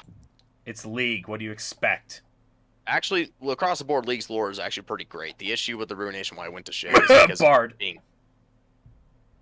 What about Bard? He actually has some interesting lore. In fact, the fact that he's one of the top 3 strongest characters of all fucking time in League. Are you fucking kidding me? His lore's terrible. The lore they produce is that he has no lore. It's that they don't know what Bard is. We don't know what Bard is, but we know what he's doing. He's going through collecting chimes. Not to mention, they showed us off a bit of how powerful he actually is. We're not discussing this. But regardless, League actually has some really good lore. The Ruination just took a shit because it was managed by a bunch of different teams that weren't communicating with each other. This Arcane was clearly managed by people that truly do love League's lore with the animation team, and they clearly worked side to side together to make sure it came out how they wanted. You could feel the passion in the show, my guy. Woo! Woo, I love it. You're hipping and hollering here, Jesus. Bro, I'm just happy. Like you said, we got a dub, boys. It took years, but we got a dub. Yeah, I that is something I do agree on. It took how many years since video games adaptations started, but we have one. We have one to point to and say, we finally got one. And it's fucking League of Legends of all fucking video games. And yes, the Sonic movie isn't bad. It's a passable, but the problem is it's not a big it's not a big victory. It's still kind of like it's kind of a mixed failure in my opinion. It's like because it's just not a. It's like people look at the Sonic movie and goes, it was okay. You know what I mean? There were good funny parts of it, but it's just like there's nothing in that movie that would make me want to return to it. I might watch Arcane again. And I'd watch Arcane again multiple times. Precisely. Oh yeah, and even then, because of the fact that hell, there's now a meme going around where all the new players are being called Arcane players because they're playing because of Arcane. That's great. Like, no disrespect to anyone who watching this who Weren't you talking about all these new Jace top laners that just get top of this never been so In- fucking free into a That Jace fucking before. inted. Like, for real. Jace top, I used to be terrified if I see Jace top, because back then only Jace players played him, and you knew you were going to get dragged through the mud for the first 5 levels. Because Jace players early game one of the roughest like lanes to play. It's so I would put it up there difficult. with Renekton. Exactly. But when you're a garbage Jace player, oh, bro, it's free. Because you don't even really have to try to survive. They just ban the shit out of their Q. They sometimes press their W. They swap to melee and range form when they're not supposed to. Try to fight you, and it's like, bro, you're an idiot. You're supposed to beat me down a bit and then fight me. I am Jace. Look at me jump around, smack hat. Ah! It does help. I'm also a set player, so when they try to fight me in melee form, it's like, you're a fucking idiot. Literally I could literally like narrate that interaction. It's just like, look at me, I'm playing Jace just like an Arcane. Who's this guy with the fist set? I'll smash him with my head. Ah! Oh god! Just like suplexing him into the ground. He's sitting there tapping. Uncle, uncle! Jungler, save me! And Vi shows up. Oh, and the garbage Vi players. No, even better. Vi doesn't take a lot of skill. It's literally just I press Q, I press fucking R. No. Shut up. Even better, like he's literally getting his leg broken by like Set, and then fucking Fishbones flies over and nukes Set, and he has like PTSD back to Arcane. Bro, okay, actually, one of the funniest moments I've ever had. The enemy team had a Jinx, a Vi jungle, and a goddamn Jace top. The Jinx tried to ult me. We're not double cut back. We're not. We can talk about this later, but we need to end this here because we're already at 2.5 hours. Oh my god. Exactly. Right. We need to end this now. All right. So final thing. Let's give our scores. We'll go from left to right. David, you start. I would give it a solid 8.5 out of 10. I would say that there were parts that could be changed a little bit for the better, but overall, I would say the whole show is very close to about as good as it gets. Red?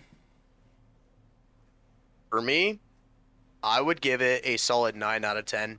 They delved so deep into the psychotic side of Jinx without it being 100% overbearing on everything. We got to see all the characters develop. There's only like maybe 2 parts I would personally change, but the pacing was good and the setup was incredible. And honestly, I'd recommend it to anyone, even my own fucking parents. I did, actually. I give it 9 out of 10 castles. It's great. Series is great. We have a win. But at the end of the day, I do have to say, like, you know, I can't call this a perfect show because there are problems with this show. It's great in a lot of ways, but there do exist problems, whether they be really minor things or also, you know what I mean? Also, why I deduct a point is because this will end up getting people involved in League of Legends, and their lives will be significantly worse afterwards. Yeah, honestly, that would go against mine a little bit. Like, it makes my life easier, especially when I'm teaching newer players. Exactly. But at the same time, oh my god, the lower ranks are even worse than before. Which is why I can't give it a perfect 10. Once the players die down, and if no one got involved with League of Legends, maybe I'd give it a 10. But the fact that people are getting into League of Legends and ruining their lives because of it, I have to give it a 9.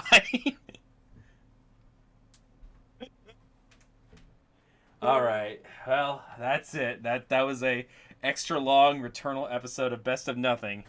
We'll see you all next week. Oh, man. Hello and goodbye.